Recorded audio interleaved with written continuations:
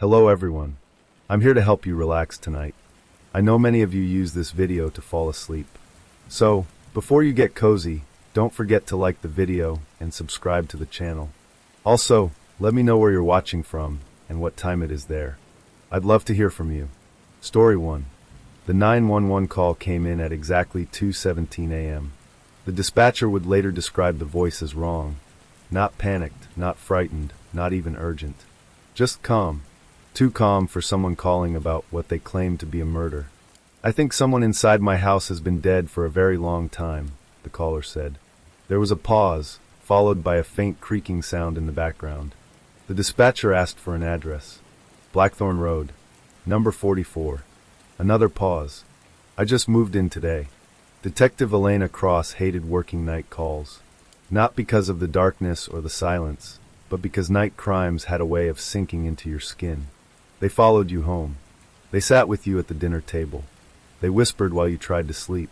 When dispatch relayed the call, Elena was halfway through a stale coffee in her patrol car.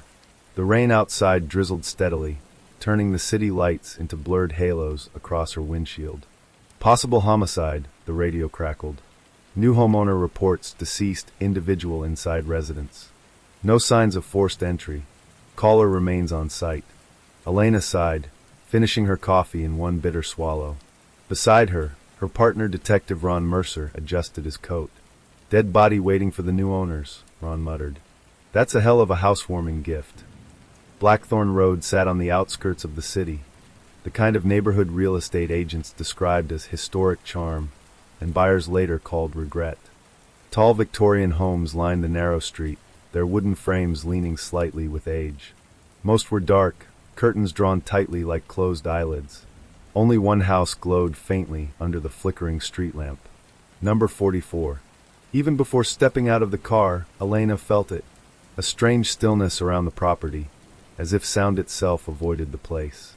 Rain tapped softly against the cracked pavement, but the house seemed untouched by it. The front porch light blinked sporadically, casting broken shadows across the peeling wooden steps. Ron whistled under his breath. "Place looks like it eats people." "Let's just knock," Elena said. The door opened before they reached it. Standing in the doorway was a young man, mid-30s, pale and thin, with dark circles carved deep beneath his eyes. He wore sweatpants and a wrinkled button-up shirt, like he'd forgotten how to dress halfway through getting ready. "I'm Daniel Hargrove," he said quietly. "I called." Elena flashed her badge. "You said there's a body inside?" Daniel nodded. "Upstairs." "Who found it?" "I did." "And you live here alone?" "For now." Something about his tone made Elena pause. Not suspicious, just detached. Like he was describing a broken appliance instead of a corpse. Inside, the house smelled like dust and something older, something sour beneath the layers of neglect. Boxes filled the hallway, most unopened. The wooden floor creaked beneath every step, echoing through the hollow rooms like distant footsteps following behind them.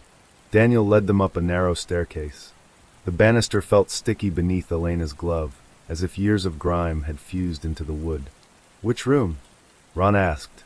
Daniel stopped at the top of the stairs and pointed toward the far end of the hallway. "The last one." The door stood slightly ajar. A thin strip of darkness leaked into the hallway like spilled ink. The air around it felt colder than the rest of the house, carrying a faint metallic smell Elena recognized immediately. Blood. She pushed the door open slowly. The bedroom inside was nearly empty, except for a single wooden chair positioned in the center of the room. And sitting in that chair was a skeleton. The remains were fully clothed. A faded blue dress clung to the brittle bones, its fabric stiff with age. The skull tilted slightly downward, as if the person had been staring at their own lap in their final moments. A thick rope hung from the ceiling above the chair, frayed and broken halfway through. Ron exhaled slowly. "Jesus." Elena stepped closer, scanning the room carefully. Dust coated every surface, undisturbed. Cobwebs stretched across the corners. The windows were nailed shut from the inside. "This wasn't recent," she said. "No," Ron agreed. "Not even close." Daniel remained standing in the doorway, arms hanging loosely at his sides. "I found her when I tried to set up my office," he said softly. "You didn't notice the smell before?" Elena asked. "There wasn't one." Not until I opened the door. Crime scene technicians arrived within 20 minutes, filling the house with flashing lights and murmured conversations. The rain outside intensified, drumming against the roof like impatient fingers. Elena walked through the rest of the house with a flashlight while the team worked upstairs. Every room felt paused. The kitchen still contained dishes stacked neatly inside cabinets. The refrigerator was empty but clean, as if someone had wiped it down before leaving. The living room held a dusty couch and a coffee table with a single object resting at its center. A small leather-bound journal. Elena slipped on fresh gloves before opening it. The first page contained only one sentence. The house chooses who stays. Detective, one of the technicians called from upstairs. Elena climbed back up, finding Ron standing near the bedroom doorway, his expression unusually tense. "What is it?" she asked. He nodded toward the far wall. The technicians had moved the chair slightly, revealing something hidden behind it. Scratches carved deep into the wooden paneling. Dozens of them. Long, frantic gouges etched by something sharp or desperate. They formed words, over and over again. "Don't let him hear you." Elena's stomach tightened. "Any ID yet?" she asked. "Working on dental records," the tech replied. "But judging by decomposition, she's been here at least 10 years. Maybe longer." 10 years, Ron repeated. "How does someone sit dead in a house for 10 years without anyone noticing?" Daniel answered from behind them. The house was vacant. They turned toward him. "According to the seller," Daniel continued, "no one lived here since 2009. Elena studied him carefully. "Why buy it then?" He hesitated, glancing down the hallway. "It was cheap." By sunrise, the skeleton had been carefully removed, sealed inside an evidence bag, and transported to the morgue. Officers remained on site to secure the property. Daniel sat at the kitchen table while Elena questioned him further. "You said you moved in today," she said. "Yes." "Did the previous owner mention anything unusual about the house?" Daniel shook his head. "Just said it had history." "Define history." He wouldn't. Ron entered the kitchen holding a stack of old property records he'd retrieved from the city database. "You're going to want to see this," he said. Elena scanned the documents quickly. Ownership transfers, foreclosure notices, estate sales. But one detail made her pause. "Ron, these ownership changes, they happen every few years." "Yeah," he said quietly. "And get this." He flipped to another page. "Every owner disappears within 18 months of buying the place." Elena looked up slowly. "Disappears how?" "Missing persons. All unsolved." She felt the weight of the house pressing in around them. "How many owners?" she asked. Ron swallowed. 6. Daniel stood abruptly, knocking his chair backward. "I didn't know that," he said quickly. "Sit down," Elena said firmly. "I swear I didn't know." "Sit. Down." He obeyed, his breathing uneven now for the first time since they'd arrived. "Mr. Hargrove," Elena said carefully, "why did you really buy this house?" Daniel stared at the table for several seconds. Then he whispered something so quietly Elena almost didn't hear it. "It belonged to my mother."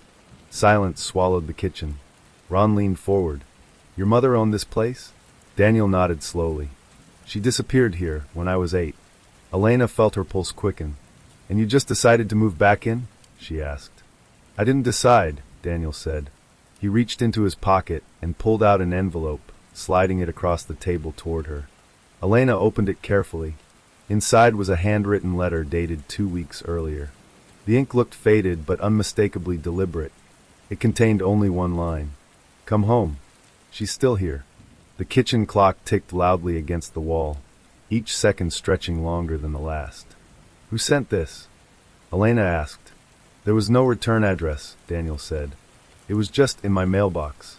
Ron exchanged a glance with Elena. "Why didn't you go to the police when you got this?" he asked. Daniel's voice cracked slightly. "Because I thought maybe someone finally found her." A loud bang echoed from upstairs. All 3 of them froze. Another bang followed, sharp, hollow, like wood slamming against wood. Ron stood immediately, hand resting near his holster. "Techs are gone. Who's still up there?" No one answered. The banging came again. This time, from inside the bedroom where they'd found the skeleton. Elena moved toward the staircase slowly, Ron right behind her. Daniel hesitated, but followed at a distance. The hallway upstairs felt darker now, though the morning sun had begun creeping through the windows. The bedroom door stood closed. It hadn't been closed before. Another bang struck from the other side, louder this time, vibrating through the wood. Ron reached for the handle. "Elena, you hearing that?" She nodded. "On three," he whispered. He turned the knob and shoved the door open. The room was empty. The chair remained in the center. The rope still hung from the ceiling. The scratched warnings still covered the wall. But the evidence markers and equipment left behind by the technicians were scattered across the floor as if thrown violently aside, and carved freshly into the wooden chair, deep enough to expose raw, splintered wood, were three new words. Words that hadn't been there 10 minutes earlier. "Welcome back, Daniel." Daniel collapsed to his knees behind them, and from somewhere deep inside the walls of the house, a slow, deliberate knocking began to echo. Once, twice, then it stopped. The knocking never came again. Not while the detectives stood inside the bedroom. Not while Daniel sobbed quietly in the hallway. Not even while uniformed officers researched every inch of the upstairs floor, checking crawl spaces, air vents, and attic access points. By 8:30 a.m., the house had fallen silent once more. But silence inside number 44, Blackthorn Road, no longer felt empty. It felt like something was listening. Detective Elena Cross stared at the chair in the center of the room, while forensic techs photographed the fresh carving. The words were jagged and uneven, as if something had hacked them into the wood with desperate force. "Welcome back, Daniel." She crouched closer, examining the splintering around the grooves. "These cuts are fresh," one of the technicians confirmed. "No dust inside them. Whoever carved this did it recently." Ron Mercer leaned against the doorway, arms crossed tightly. "We've got officers outside. Nobody's gone in or out since the team left." "Hidden entry points?" Elena asked. "Check them." "Nothing." Elena stood slowly, her eyes drifting toward the ceiling. The broken rope swayed slightly, though no air moved inside the sealed room. "Bag the chair," she said quietly. "It's evidence now." Daniel sat downstairs wrapped in a gray blanket, staring blankly at the kitchen floor. His breathing had steadied, but his hands still trembled slightly. Elena sat across from him, placing the envelope containing the mysterious letter onto the table. "Tell me about your mother," she said gently. Daniel swallowed hard. "Her name was Margaret Hargrove," he said. "She bought this house in 2007. We lived here for about 2 years before she disappeared." "How did she disappear?" Daniel hesitated. "She just wasn't here one morning." "No signs of struggle?" "No." "No goodbye note?" "No." "Police investigation?" Daniel nodded slowly. "They searched everywhere. Said she probably ran off. Left me with my aunt." Ron entered the kitchen holding a small cardboard box recovered from Daniel's moving belongings. "You mind if we go through some of your personal items?" Ron asked. Daniel shook his head weakly. "Go ahead." Inside the box were old photo albums, school papers, and a stack of yellowed documents tied together with a faded ribbon. Elena carefully untied the bundle. They were letters, all addressed to Margaret Hargrove. None opened. Every envelope bore the same postmark, Blackthorn Postal Station. The dates spanned nearly 2 years after Margaret disappeared. Ron raised an eyebrow. She was getting mail after she vanished? Elena opened one envelope carefully using tweezers. Inside was a single sheet of paper. "He knows you're trying to leave." A cold chill crept across Elena's spine. She opened another. "You promised you wouldn't tell." Another. "The house doesn't like secrets."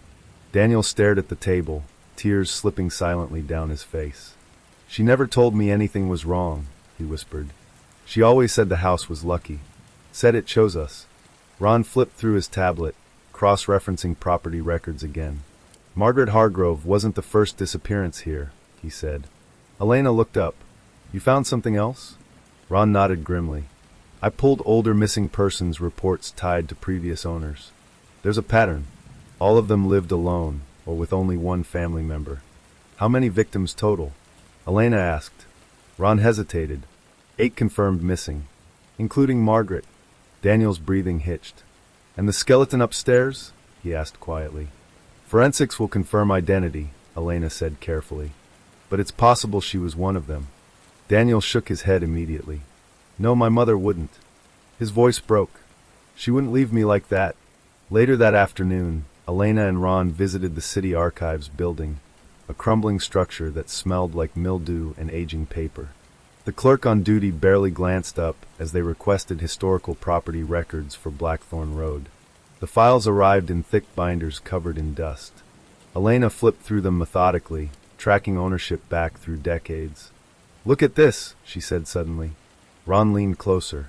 The house had been built in 1931 by a man named Edwin Grange, the original owner. The name rang faintly in Elena's mind, though she couldn't place why. "Grange lived here for 32 years, Ron said, reading aloud. "Reported deceased in 1963. Cause of death? Natural causes. Heart failure." Elena frowned. Natural causes, but his property was abandoned for 5 years afterward before being sold again. Ron shrugged. "Maybe no next of kin." "Maybe," Elena said slowly. But something felt wrong. They requested Edwin Grange's personal records. The clerk returned 20 minutes later with a single thin folder. "Not much here," she said. "Most files from that era were lost in a basement flood back in the 80s. Elena opened the folder carefully. Inside were only 3 documents: a death certificate, a property deed, and a psychiatric evaluation dated 1959. Ron whistled softly as Elena read the report. Patient displays severe paranoia. Claims the house communicates with him. Reports hearing voices through walls and floors. Patient insists house demands offerings to remain satisfied. Elena flipped to the final page. The psychiatrist's closing notes read, "Patient poses potential danger to others if delusions escalate." "Offerings?" Ron repeated quietly. Elena nodded. 8 missing owners, she said slowly, plus 1 skeleton sitting tied to a chair upstairs. Ron's face darkened. "You think this Grange guy killed them?" "Maybe," Elena said. "Or maybe someone continued his work." That evening, forensic results arrived. The skeleton's dental records confirmed identity. Lillian Porter, house owner from 1998, reported missing in 2000, declared legally dead in 2007. Daniel sat silently while Elena explained the results. "So, my mother wasn't the skeleton?" he asked quietly. "No," Elena said, "but she could still be inside this house." Elena didn't answer. Night fell quickly over Blackthorn Road. Police lights illuminated the property in pulses of red and blue, while officers maintained surveillance outside. Elena stood on the front lawn, staring at the dark windows above. Ron joined her, holding 2 cups of gas station coffee. "You look like you're planning to burn the place down," he said. "Tempting," she admitted. He handed her the coffee. "So what's the next step?" Elena glanced toward the attic window. "We searched the house properly. Every inch." By 10:15 p.m., the search began. Thermal scanners, fiber optic cameras, ground-penetrating radar units. Room by room, officers dismantled sections of wall paneling and floorboards. Most yielded nothing except insulation and decayed wooden beams. Until they reached the basement. The basement door was hidden behind a false wall inside the pantry. The hinges groaned loudly as officers forced it open, releasing a wave of stale, damp air. Elena descended first, flashlight cutting through the darkness. The basement stretched wider than expected, nearly the entire footprint of the house.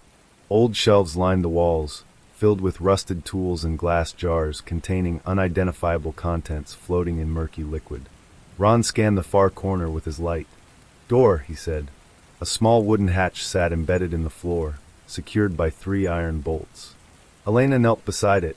The metal felt cold even through her gloves. "Get a crowbar," she said. It took 5 minutes to pry the hatch open.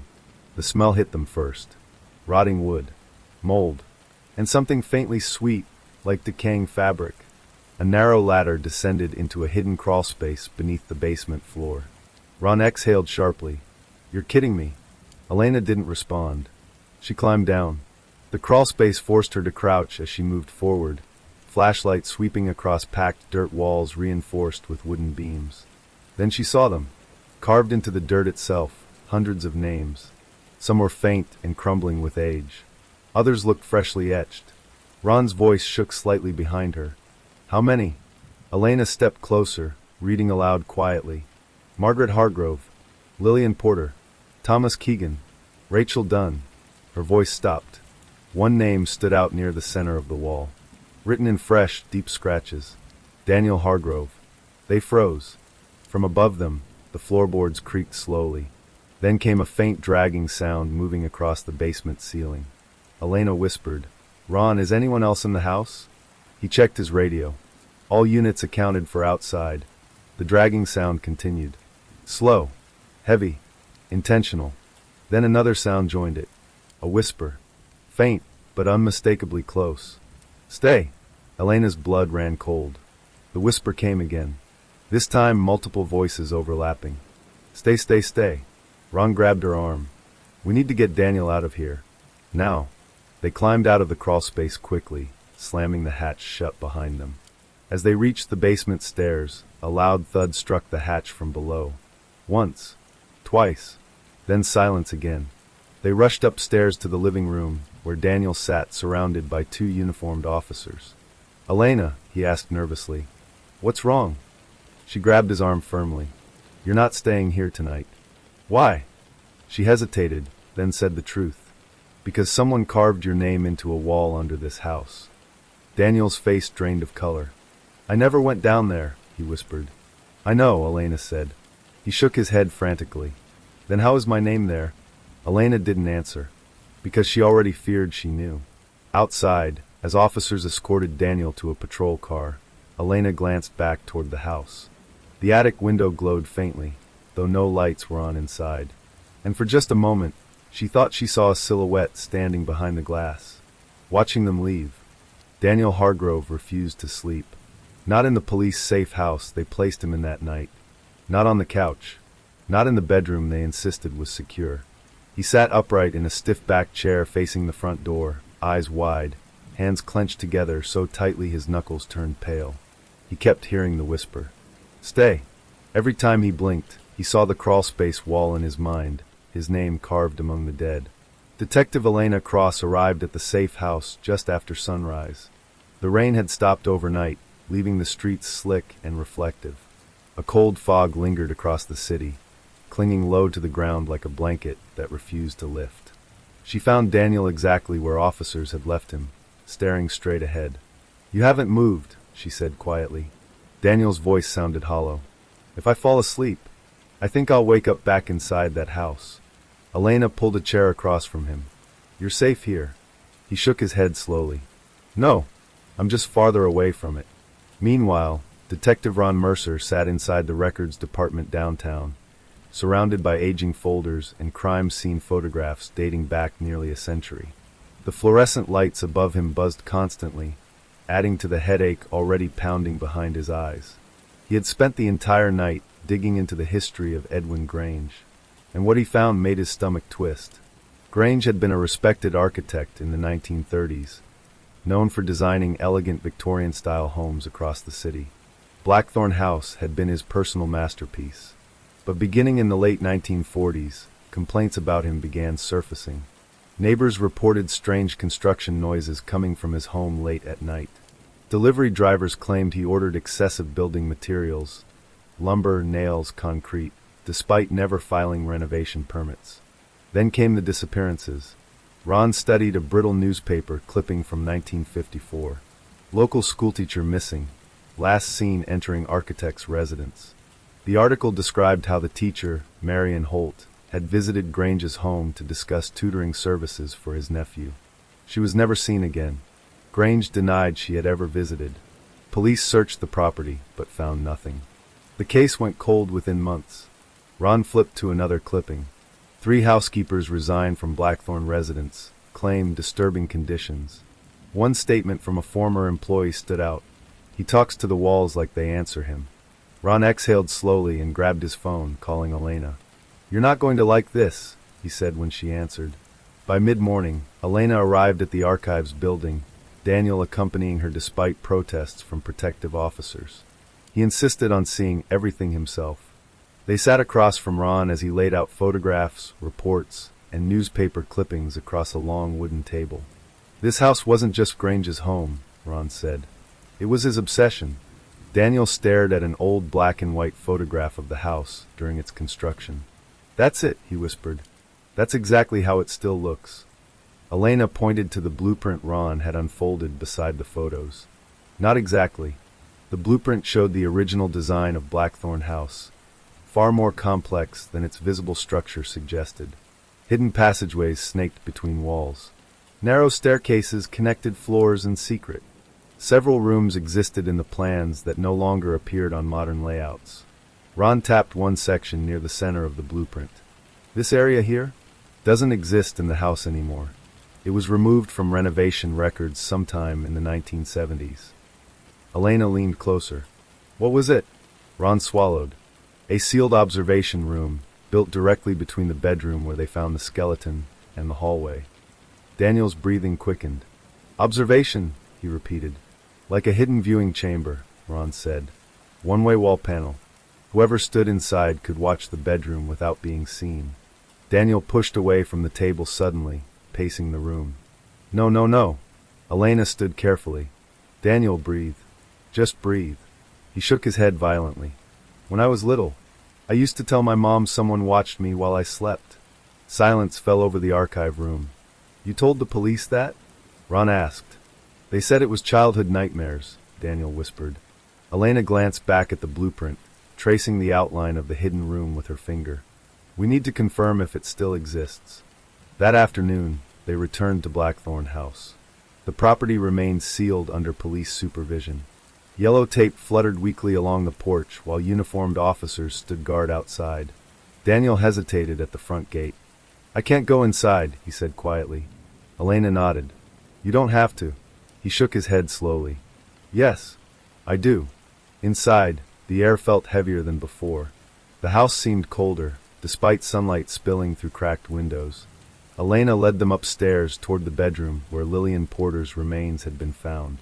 The room remained stripped of evidence, though the carved warnings still scarred the wall.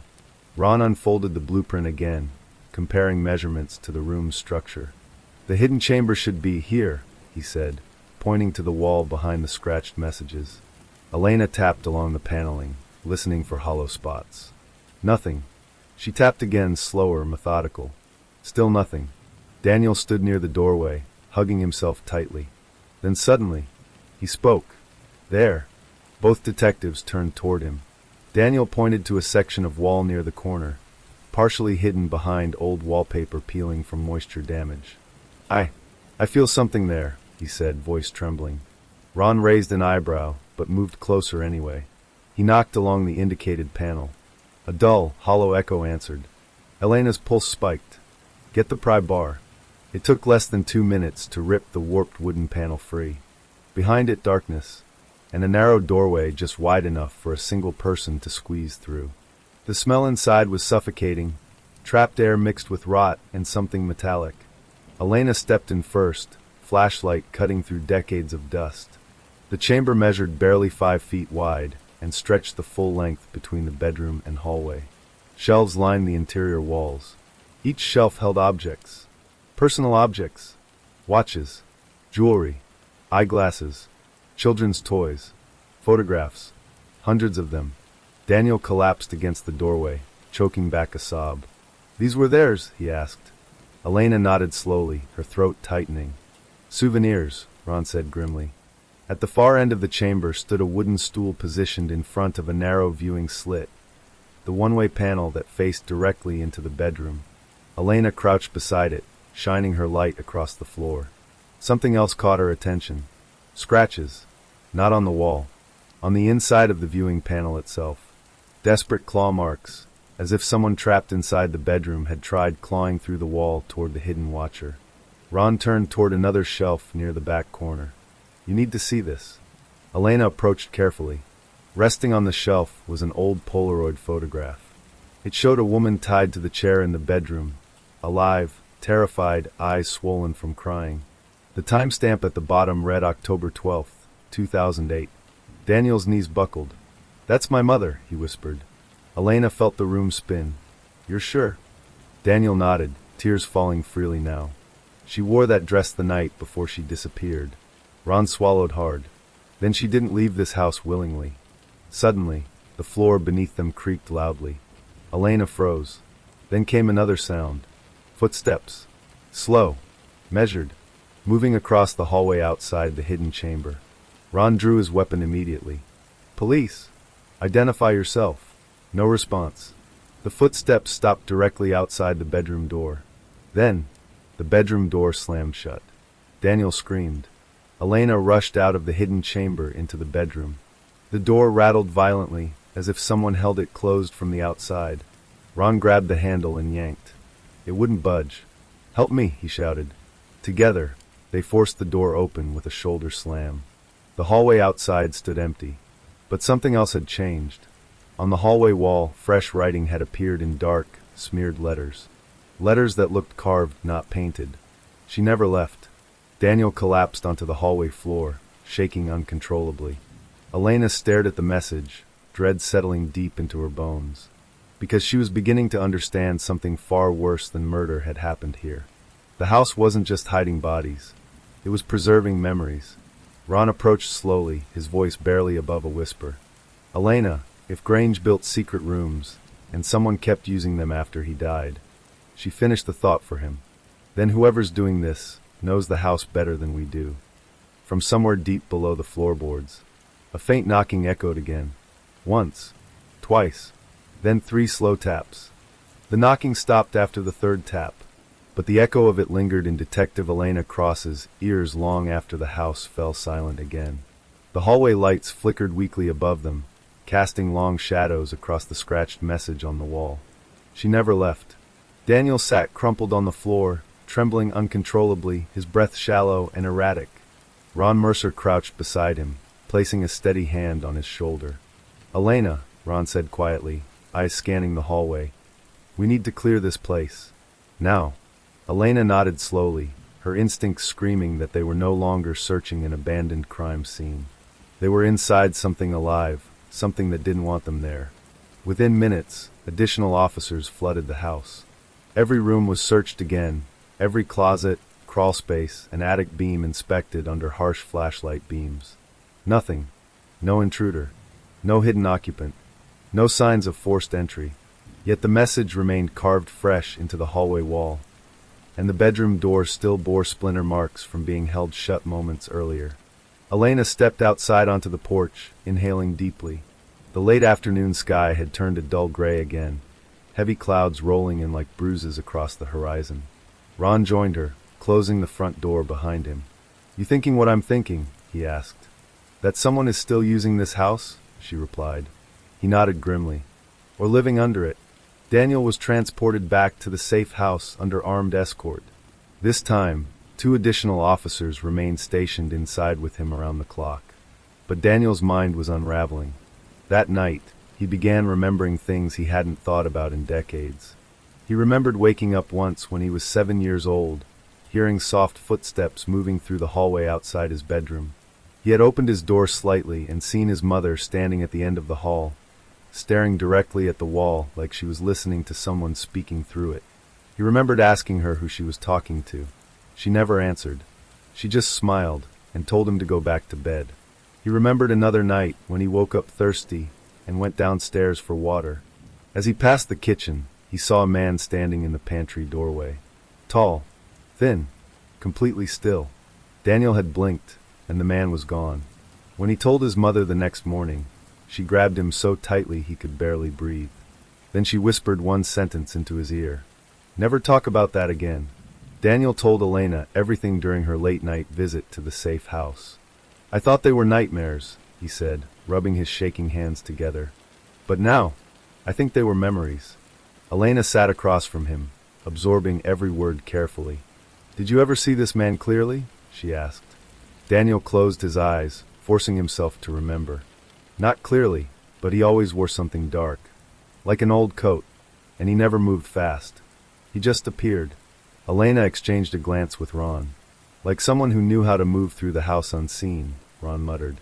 Back at the station, forensic teams continued analyzing the hidden chamber and crawlspace discoveries. Late into the night, one of the structural engineers assigned to examine the property called Elena directly. You need to hear this, he said. By morning, Elena and Ron stood beside the engineer inside the basement of Blackthorn House again. The hatch to the crawlspace remained sealed, guarded by officers posted at both staircases. The engineer spread updated ground-penetrating radar scans across a folding table. "There's another void beneath the crawlspace," he explained. Elena leaned closer. "Another chamber?" "Not exactly," he said, tracing the scan with his finger. "It's a tunnel, runs under the entire house, and extends beyond the property line." Ron stared at him. "Beyond where?" The engineer swallowed. "Toward the abandoned lot behind the street." Elena felt her pulse spike. "Access point." The engineer nodded toward the crawlspace hatch. "It looks like the tunnel begins directly beneath it." By midday, a tactical search team prepared to enter the newly discovered underground passage. Officers wore protective masks and body cameras while carrying portable lighting units. Elena insisted on going in herself. Ron followed without hesitation. The crawlspace ladder groaned beneath their weight as they descended once again. The carved names along the dirt walls seemed darker now, heavier, like they absorbed light instead of reflecting it. Ron pried open a reinforced wooden trapdoor embedded deeper into the crawlspace floor, one previously hidden beneath packed soil and debris. The door creaked open slowly. A blast of stale, icy air rushed upward. Below it stretched a narrow tunnel reinforced with old timber beams and rusted support brackets. Elena descended first. The tunnel ceiling forced them to hunch as they moved forward, their flashlights illuminating compact dirt walls and rotting wooden supports. The air smelled suffocating, decades of trapped moisture and decay. Their boots crunched against scattered debris, broken glass, fragments of old fabric, and something that looked disturbingly like brittle bone shards half buried in the soil. Ron swallowed hard. This place was used. Elena didn't respond. She was focused on the tunnel walls, because carved into them, at irregular intervals, were the same frantic scratch marks they had seen upstairs. The tunnel stretched nearly 30 yards before splitting into two directions. "Elena," Ron said quietly, pointing his light down the right passage. "Footprints. Fresh ones." They followed carefully, weapons drawn. The footprints led deeper underground until the tunnel widened into a circular chamber supported by thick wooden pillars. The floor inside was covered in scattered objects, suitcases, shoes, clothing, children's backpacks, all layered in dust and rot. Elena's stomach twisted. "This was a storage site," Ron whispered. "For belongings," she said. "No," he corrected quietly. "For people." Her flashlight beam landed on something at the center of the chamber. A metal hospital-style bed frame. Straps still attached to its sides. Rust stains covered the mattress springs. Ron stepped closer, examining the floor beside it. "Elena, there's more writing." She moved beside him. Carved into the dirt floor in uneven, frantic letters were dozens of overlapping sentences. "He watches through the walls. The house breathes. He never leaves." Then Ron's light caught something else near the back wall. A narrow staircase built directly into the tunnel structure, leading upward. "Elena," he whispered, "if this goes up..." She finished the thought. It could lead into another building. They climbed slowly. The staircase ended at another sealed hatch. Elena pressed her ear against it, listening carefully. Silence. Ron nodded and forced the hatch open. They emerged into darkness. But not inside the house. They were inside another structure entirely. Dust-covered shelves surrounded them. Broken furniture lay scattered across the floor. A faded sign hung crooked above the far doorway. Blackthorn Funeral Home. Ron stared around slowly. "This place shut down 15 years ago," he said. Elena stepped forward, her boots crunching across dried leaves scattered across the floor. "Grange was an architect," she murmured. "But maybe he designed more than just his house." Behind them, the tunnel hatch creaked softly. They froze. Neither of them had touched it. The hatch shifted slightly, as if something beneath it had moved. Then it slammed shut from below. Ron spun around, rushing to pry it open again. It wouldn't budge. "Elena," he said quietly, panic creeping into his voice. She turned toward the far hallway of the abandoned funeral home, because she heard something else. Footsteps. Slow. Dragging. Approaching from deeper inside the building. Her flashlight beam cut through the darkness, illuminating peeling wallpaper and collapsed ceiling tiles. The footsteps stopped just beyond the hallway corner. "Elena," Ron whispered. "We're not alone in here." The air inside the funeral home felt colder than the underground tunnel, colder than the house itself. And from somewhere beyond the hallway came a faint whisper. One they both heard clearly. "Welcome back?" The whisper lingered in the hallway long after it faded. "Welcome back?" Detective Elena Cross stood frozen in the abandoned funeral home, her flashlight trembling slightly as its beam cut through decades of dust floating in the air. Beside her, Ron Mercer gripped his weapon tightly, eyes darting across every shadow. "Tell me you heard that," Ron whispered. "I heard it," Elena replied, "and that hatch just slammed shut behind us." "I noticed." The silence inside the funeral home felt heavier than the underground tunnel. The air smelled like old chemicals mixed with rotting wood, the faint scent of embalming fluid lingering in forgotten corners. Elena stepped forward cautiously. "Stay sharp," she said. Ron nodded, scanning behind them once more before following her deeper into the building. The hallway stretched into darkness, lined with cracked portrait frames displaying faded photographs of funeral services long past. Most of the faces inside the frames had blurred with moisture damage, their expressions dissolving into ghost-like smudges.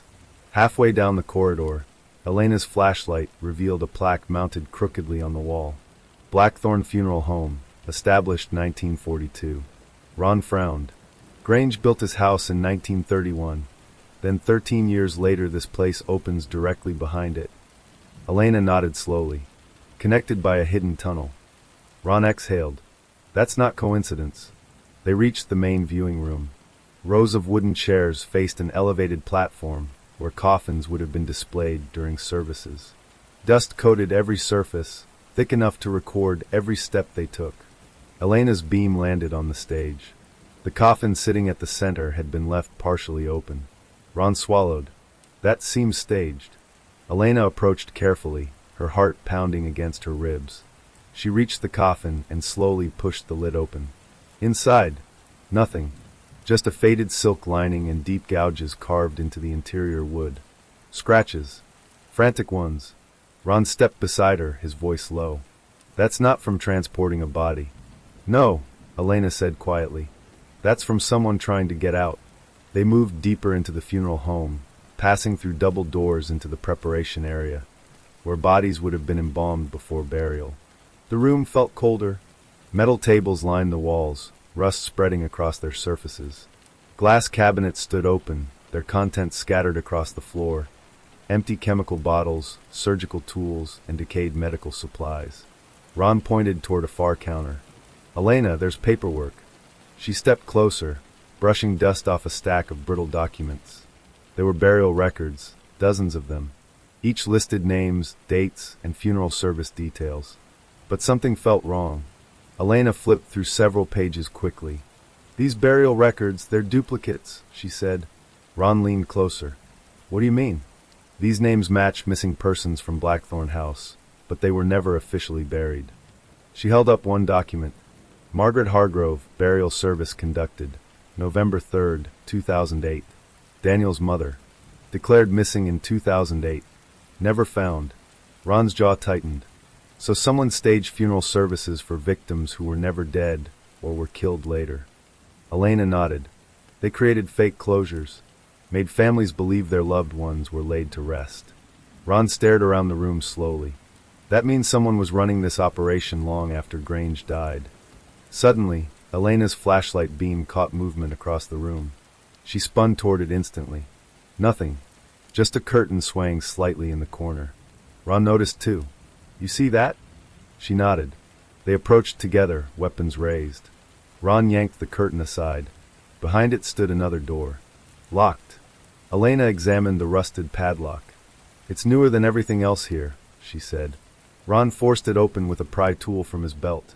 The door creaked open slowly, revealing a narrow hallway lined with small numbered rooms, each one barely large enough for a single coffin. Elena opened the first door. Empty. Second door. Empty. Third door. Her breath caught. Inside lay a hospital-style bed bolted to the floor, restraints hanging from both sides. And mounted directly above the bed, a small ventilation grate facing downward. Ron stared at it. Observation from above. Elena nodded grimly. Like the hidden room in the house. They opened more rooms. Each contained identical beds, identical restraints, identical vents. Some still had fragments of clothing caught in the straps, brittle and decayed with time. Ron whispered, "How many people were held here?" Elena counted the doors. 8 rooms, she said. Ron's stomach dropped. 8 missing owners. Suddenly, Elena's radio crackled. "Detective Cross, we need you back at the safe house immediately." It was one of the officers guarding Daniel. "What happened?" she asked sharply. Daniel collapsed. "He's saying things. He keeps describing places inside the funeral home, places we haven't even searched yet." Elena and Ron exchanged a glance. "We're on our way," she said. When they arrived at the safe house, Daniel lay on the living room floor, breathing heavily, sweat soaking his shirt. 2 officers hovered nearby, unsure what to do. Elena knelt beside him. "Daniel, talk to me." His eyes fluttered open. "He's angry," Daniel whispered. "Who is?" Daniel's gaze drifted toward the ceiling. "The man in the coat. He says you're walking through his rooms." Ron crouched beside Elena. "Daniel, how do you know about those rooms?" Daniel gasped, clutching his head. "I can see them, the small ones, the beds, the vents." Elena's pulse spiked. "Daniel, can you see anything else?" His voice dropped to a terrified whisper. "There's another room. Bigger. Below everything. Where he kept the ones who fought back." Silence swallowed the room. "Elena," Ron murmured. Daniel suddenly grabbed her wrist, his nails digging into her glove. "There's a door in the funeral basement, behind the cremation furnace." Elena's breath caught. "We didn't check behind it yet," Ron said slowly. Daniel's eyes widened in panic. "He's there. He's still there." They returned to the funeral home within the hour. This time, a full tactical team accompanied them. Officers spread throughout the building while Elena and Ron moved toward the basement level Daniel had described. The cremation room sat at the far end of the lower floor. The furnace stood massive and rusted, its heavy iron door hanging slightly ajar. Ash still coated the interior, blackened by years of use. Ron circled behind it, shining his flashlight across the brick wall. "Elena, there's a seam here." She stepped beside him. A narrow outline traced the bricks, a hidden panel disguised to match the surrounding wall. Ron pried it open. Behind it, a descending staircase vanished into darkness. Elena hesitated only a moment before stepping down. The air below felt impossibly cold, colder than anywhere else they had been. At the bottom, the staircase opened into a massive underground chamber reinforced with steel beams and concrete walls. The floor was lined with rusted cages. Ron's breath hitched. "This wasn't temporary containment," he whispered. "This was permanent." Elena moved deeper into the chamber. Her flashlight beam swept across the cages, stopping when it struck the far wall. Because someone had written something there in enormous, jagged letters. Letters carved so deeply into the concrete, they looked almost burned into it. The house must be fed. Then behind them, the staircase door slammed shut violently. Darkness swallowed the entrance, and from somewhere inside the chamber came the unmistakable sound of breathing. Not one person. Many. The darkness swallowed the staircase entrance like it had never existed. Detective Elena Cross spun around, her flashlight slicing across the sealed door above them. Ron Mercer rushed toward it, grabbing the handle and pulling with brute force. It didn't move. "Damn it!" Ron barked, yanking again. Behind them, the breathing continued. Slow, uneven. Multiple sources, layered together like a choir gasping through rotted lungs. Elena turned, her weapon raised, flashlight trembling slightly as she aimed it toward the rows of rusted cages stretching across the underground chamber. "Police!" she shouted. "If anyone is down here, identify yourself." The breathing stopped. Silence fell so heavily it rang in her ears. Ron slowly released the door handle and turned back toward the chamber, his jaw tight. "That wasn't wind," he whispered. "No," Elena agreed quietly. They advanced deeper into the chamber, their footsteps echoing sharply across the concrete floor. The cages surrounding them stood empty, most doors hanging open, their hinges corroded with rust. Elena's light caught movement inside one cage. She froze. A pile of blankets lay crumpled in the corner, mold-eaten and brittle. Inside them, something shifted slightly as dust collapsed inward. Ron stepped closer, nudging the pile carefully with his boot. The fabric crumbled, revealing brittle bones beneath it. A human skeleton curled into a fetal position. Elena swallowed hard. "How long?" Ron whispered. "Long enough for nobody to hear them," she replied. They continued forward, checking cage after cage. Some held skeletal remains. Others were empty, but showed signs of recent disturbance. Dust smeared away, chains hanging freshly displaced. "Elena," Ron said quietly, crouching beside one cage near the center of the room. She approached. Carved into the steel bars were tally marks. Hundreds of them, each cluster grouped into sets of 5, scratched with increasing desperation. "Counting days," Ron muttered. Elena nodded grimly. "Or nights." At the far end of the chamber, her flashlight revealed a metal desk positioned beneath exposed wiring dangling from the ceiling. The desk held stacks of notebooks and loose paper, surprisingly intact despite the damp air. "Elena," Ron whispered, almost afraid to disturb the silence. This place wasn't abandoned. She stepped toward the desk slowly, her pulse hammering as she flipped open the first notebook. Inside were handwritten entries, dated far beyond Edwin Grange's death in 1963. The first entry she read was dated 1974. "The house demands patience. The offerings must understand their purpose before the silence takes them." Elena flipped further. The handwriting changed across different entries, different authors spanning decades. Ron leaned over her shoulder. "It's like someone kept passing this operation down," he said quietly. "Not someone," Elena corrected. "Multiple people." Then she found an entry dated October 15th, 2008. Daniel's mother had disappeared 3 days earlier. Elena's hands tightened slightly as she read aloud. "The boy must remain untouched. He belongs to the house. The mother grows weaker. She refuses to listen. She will be moved to the deeper rooms tonight." Ron exhaled sharply. "Jesus."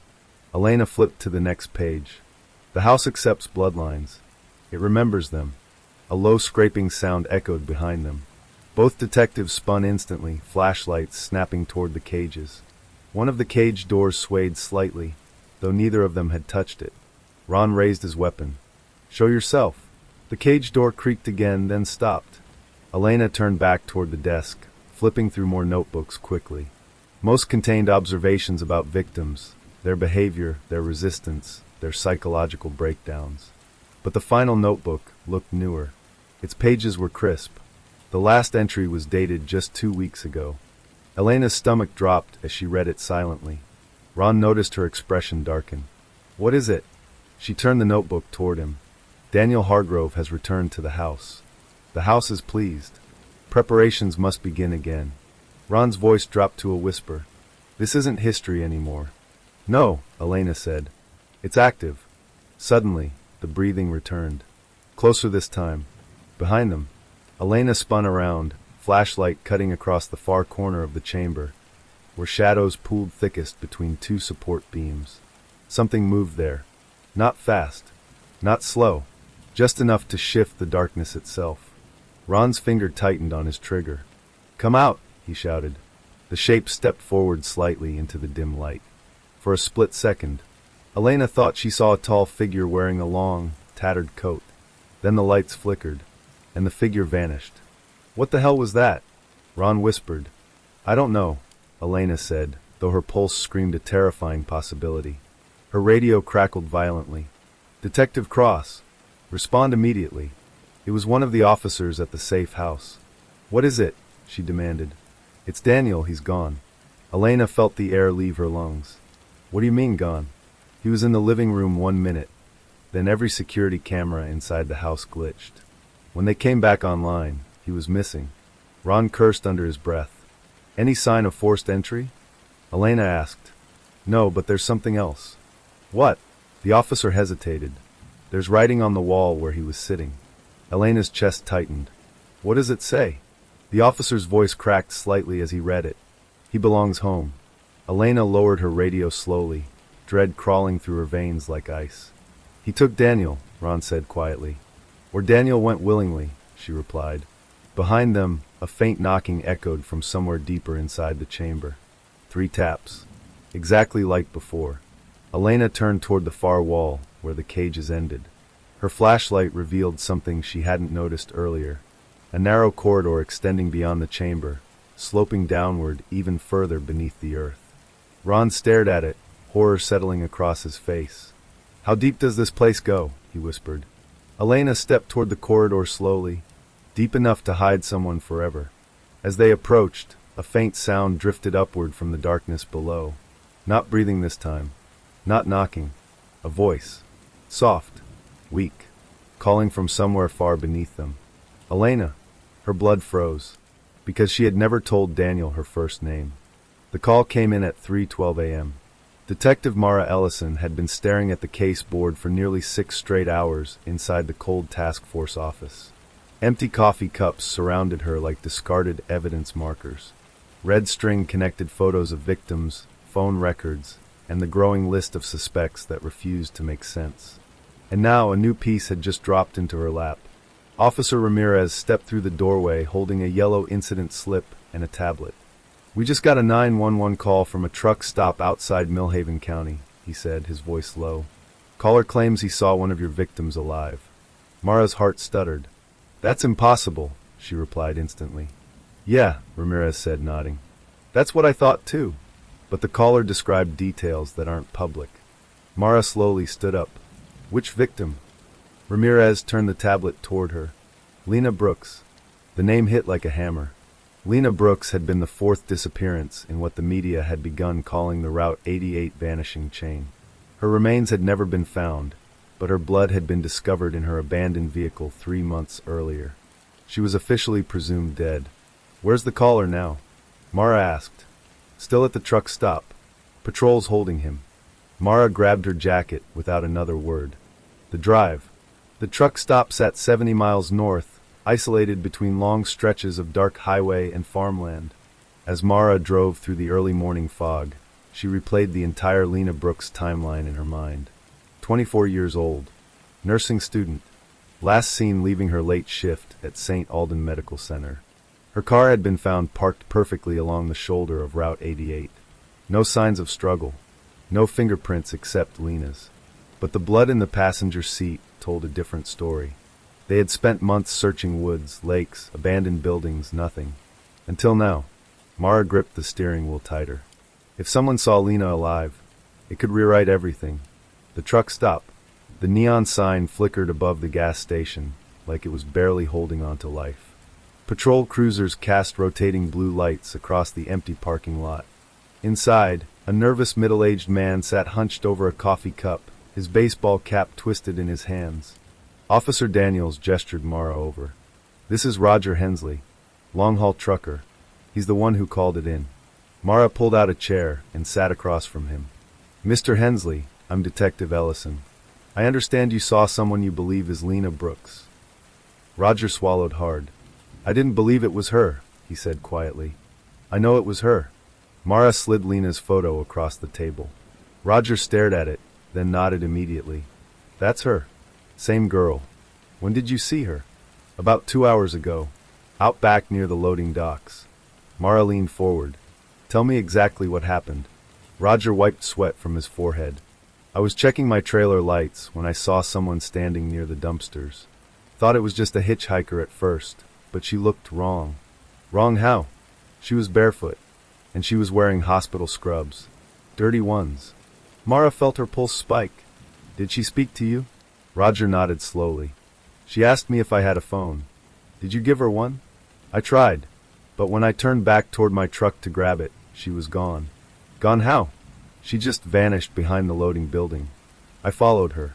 There's only one exit back there, and it leads to a locked maintenance gate." "Did you check it?" "Yes. Still locked. No way out." Mara exchanged a glance with Officer Daniels. "Did you notice anything else?" she asked. Roger hesitated. "Yeah," he whispered.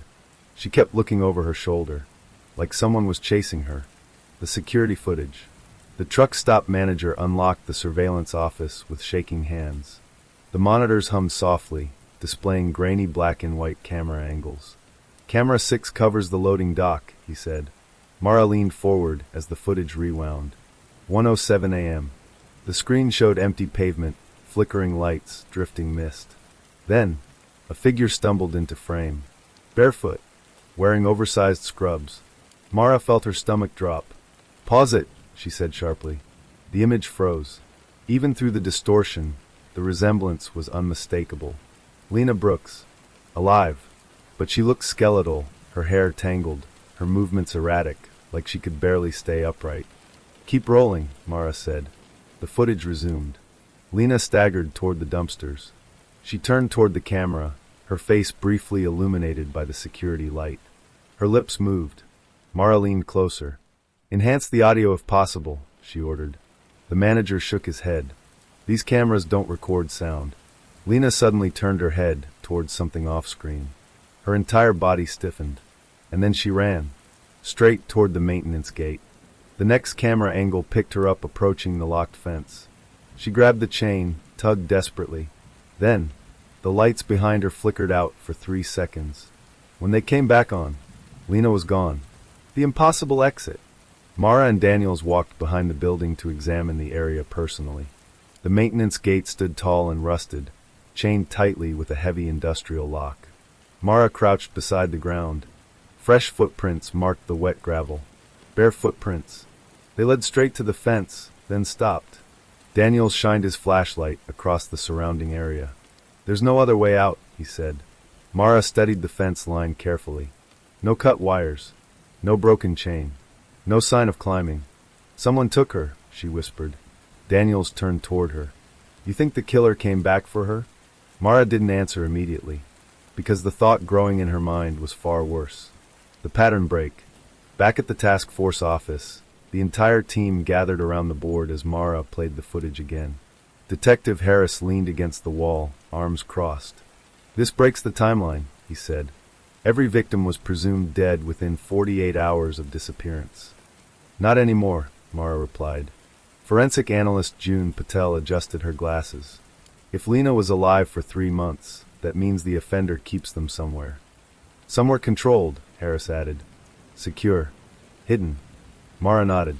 And close enough to Route 88 to transport them repeatedly. June typed rapidly on her laptop. I'm rechecking all missing persons cases within a 200-mile radius. If this offender keeps victims alive. She stopped mid-sentence. What is it? Mara asked. June turned the screen toward her. There's another woman. The room went silent. Name? Mara asked. Clara Jennings. Reported missing 2 years ago. Same highway corridor. Her case was ruled voluntary disappearance. Why? Because her phone pinged at multiple gas stations over 3 days, then shut off. Mara stared at the map June pulled up.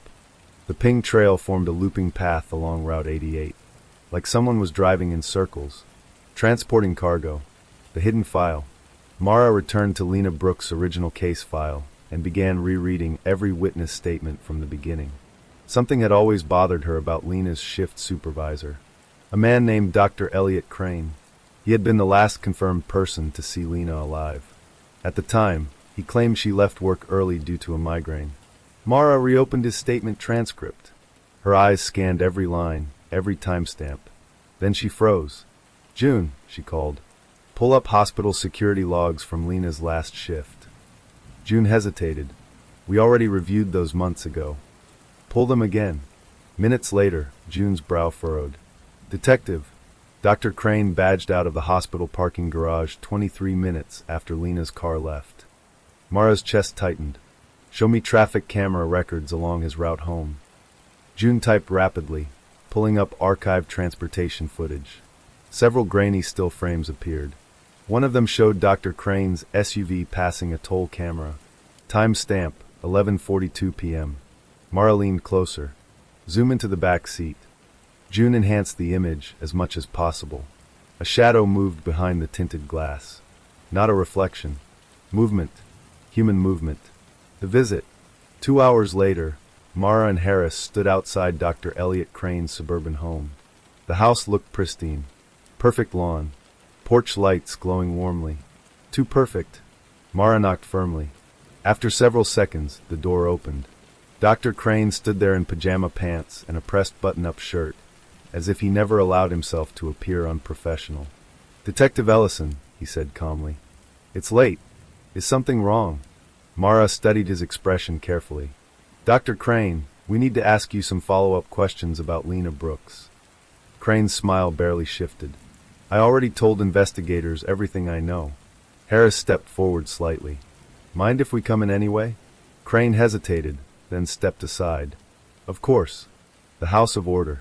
Inside, the home smelled faintly of antiseptic and lavender. Everything was arranged with surgical precision. Family photos lined the hallway. Except, Mara noticed something odd. There were no photos featuring Crane with anyone else. No spouse, no children, no friends.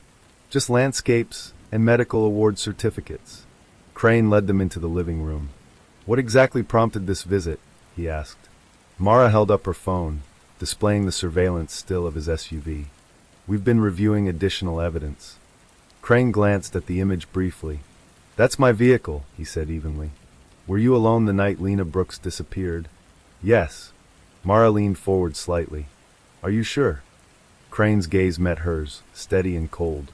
I am very sure. Harris shifted his stance. Mind if we look around your garage? Crane's expression didn't change. Do you have a warrant? Mara held his gaze for several seconds. Not yet. Silence filled the room. Crane folded his hands calmly. Then I'm afraid I'll have to decline. The phone call. As Mara and Harris walked back toward their car, Harris exhaled sharply. He's hiding something. I know, Mara replied. Before she could continue, her phone rang. It was June. Mara, you need to hear this. Go ahead. We just got another 911 call. Mara stopped walking. From where? Different county. 40 miles east of the truck stop. Mara's stomach twisted. Who called? A teenage girl. She said she escaped from a building near an abandoned slaughterhouse. Mara's voice dropped. Is she safe? Yes. Patrol picked her up 10 minutes ago. Mara's knuckles turned white around the phone. What did she say? June hesitated. She said she wasn't alone in there. The world seemed to tilt. How many? Mara asked quietly. June swallowed. She said there were cages. The realization. Mara slowly lowered the phone. Harris stared at her. What is it? Mara looked back at Dr. Crane's house. The porch light flickered slightly in the distance. They're alive, she whispered. Harris's face went pale. All of them?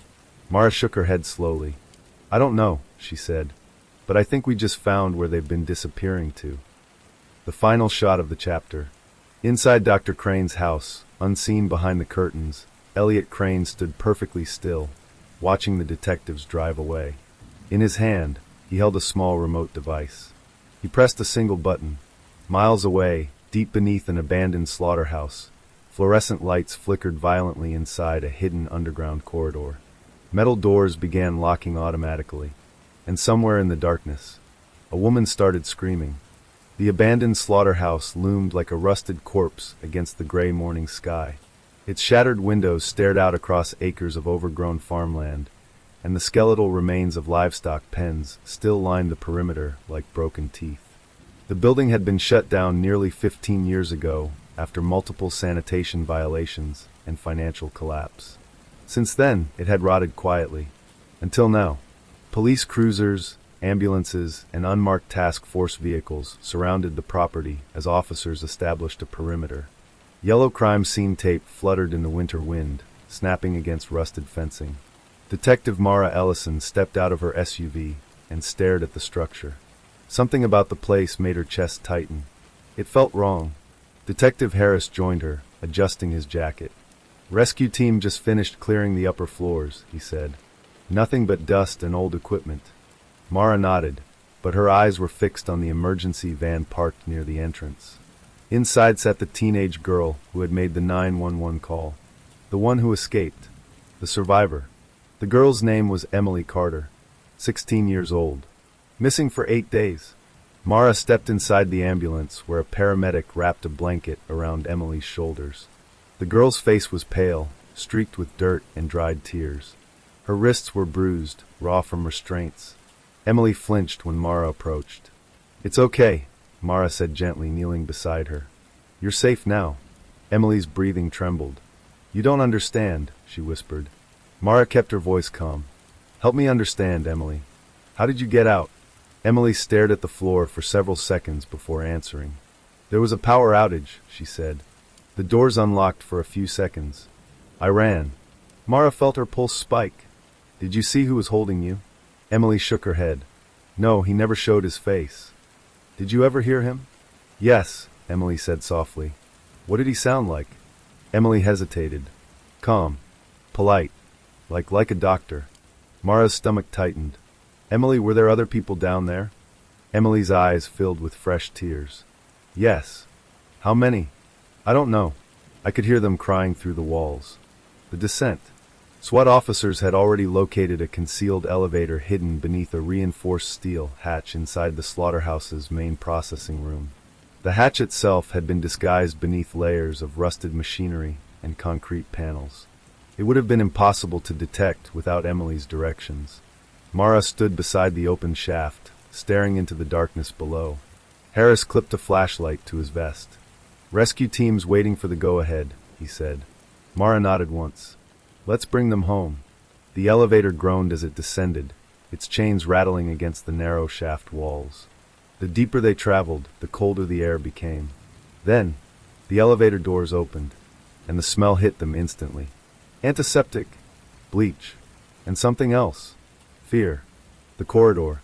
Fluorescent lights buzzed overhead, casting sterile white light across a long underground hallway. The walls were tiled in polished white ceramic, spotless and gleaming. Too clean, like a surgical wing built beneath a nightmare. SWAT officers moved forward cautiously, weapons raised. Mara followed behind them, her boots echoing against the tile floor. They passed several metal doors along the corridor. Each door had a small rectangular observation window and an electronic keypad lock. Door 1 secure, an officer called out. He entered the code Emily had provided. The lock clicked open.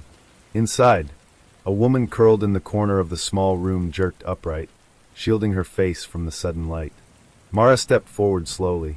It's okay, she said softly. Police. You're safe now. The woman stared at her, disbelief flooding her eyes. My name is Clara Jennings, she whispered. Mara's breath caught. The woman who had vanished 2 years ago. Alive. The cages. Door after door opened as rescue teams moved down the corridor. Each room held another victim. Some had been missing for months. Others for years. All of them were malnourished. Frightened. Barefoot. Dressed in identical hospital scrubs. Mara's chest felt like it might collapse inward with each new face. Then they reached the final door. Unlike the others, this one had 2 locks, and a reinforced steel frame. Harris glanced at Mara. You want to do the honors? She nodded. The code beeped. The locks disengaged. The door creaked open. Inside sat a woman on a thin mattress, her back pressed against the wall. Her tangled hair hung over her face, but when she looked up, Mara froze. Lena Brooks. Alive. Lena blinked slowly, as if struggling to focus. Is this another test? She whispered weakly.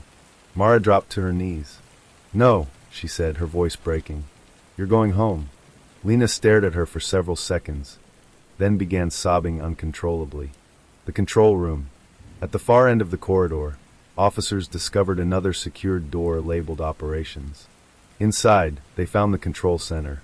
Computer monitors covered one entire wall, each displaying live camera feeds from inside the cells. Medical equipment sat neatly arranged across stainless steel counters. Files lined the shelves, organized alphabetically. Harris began flipping through one of the binders. Victim logs, he said quietly. Mara stepped beside him. Each entry listed. Name, age, blood type, psychological evaluation notes, treatment schedules, release probability. Mara's stomach twisted. Release probability, she repeated. Harris flipped to another page. Looks like he categorized them based on how compliant they were. Mara closed her eyes briefly. Then she saw something else on the desk. A digital tablet blinking with an incoming alert. She picked it up. The message read, Security breach, lockdown failed. Mara's pulse raced. He knows, she whispered. The missing one. Rescue teams began evacuating survivors to the surface as medical staff rushed to stabilize them. The underground corridor buzzed with controlled chaos. June Patel arrived shortly after, carrying forensic equipment. How many survivors? She asked. 7 confirmed, Mara replied. June scanned the control logs on the tablet. Detective, According to these files, there should be 8. Mara stiffened. Who's missing? June scrolled through the digital roster. Her face went pale. There's an entry labeled Subject 0. What does that mean? There's no name, June said. Just medical notes and surveillance tags. Whoever this is, they've been here the longest. Mara's pulse hammered. Check the cameras, she ordered. June pulled up archived footage from the hidden system. A grainy black and white feed appeared on screen, showing a separate chamber at the very end of the underground facility. A larger room, reinforced. Empty. June zoomed into the timestamp logs. Last movement detected 20 minutes ago. Mara turned toward Harris. That's right around when Dr. Crane pressed that remote. Harris's face hardened. He moved them. The hidden tunnel. Forensic teams scanning the chamber discovered something terrifying.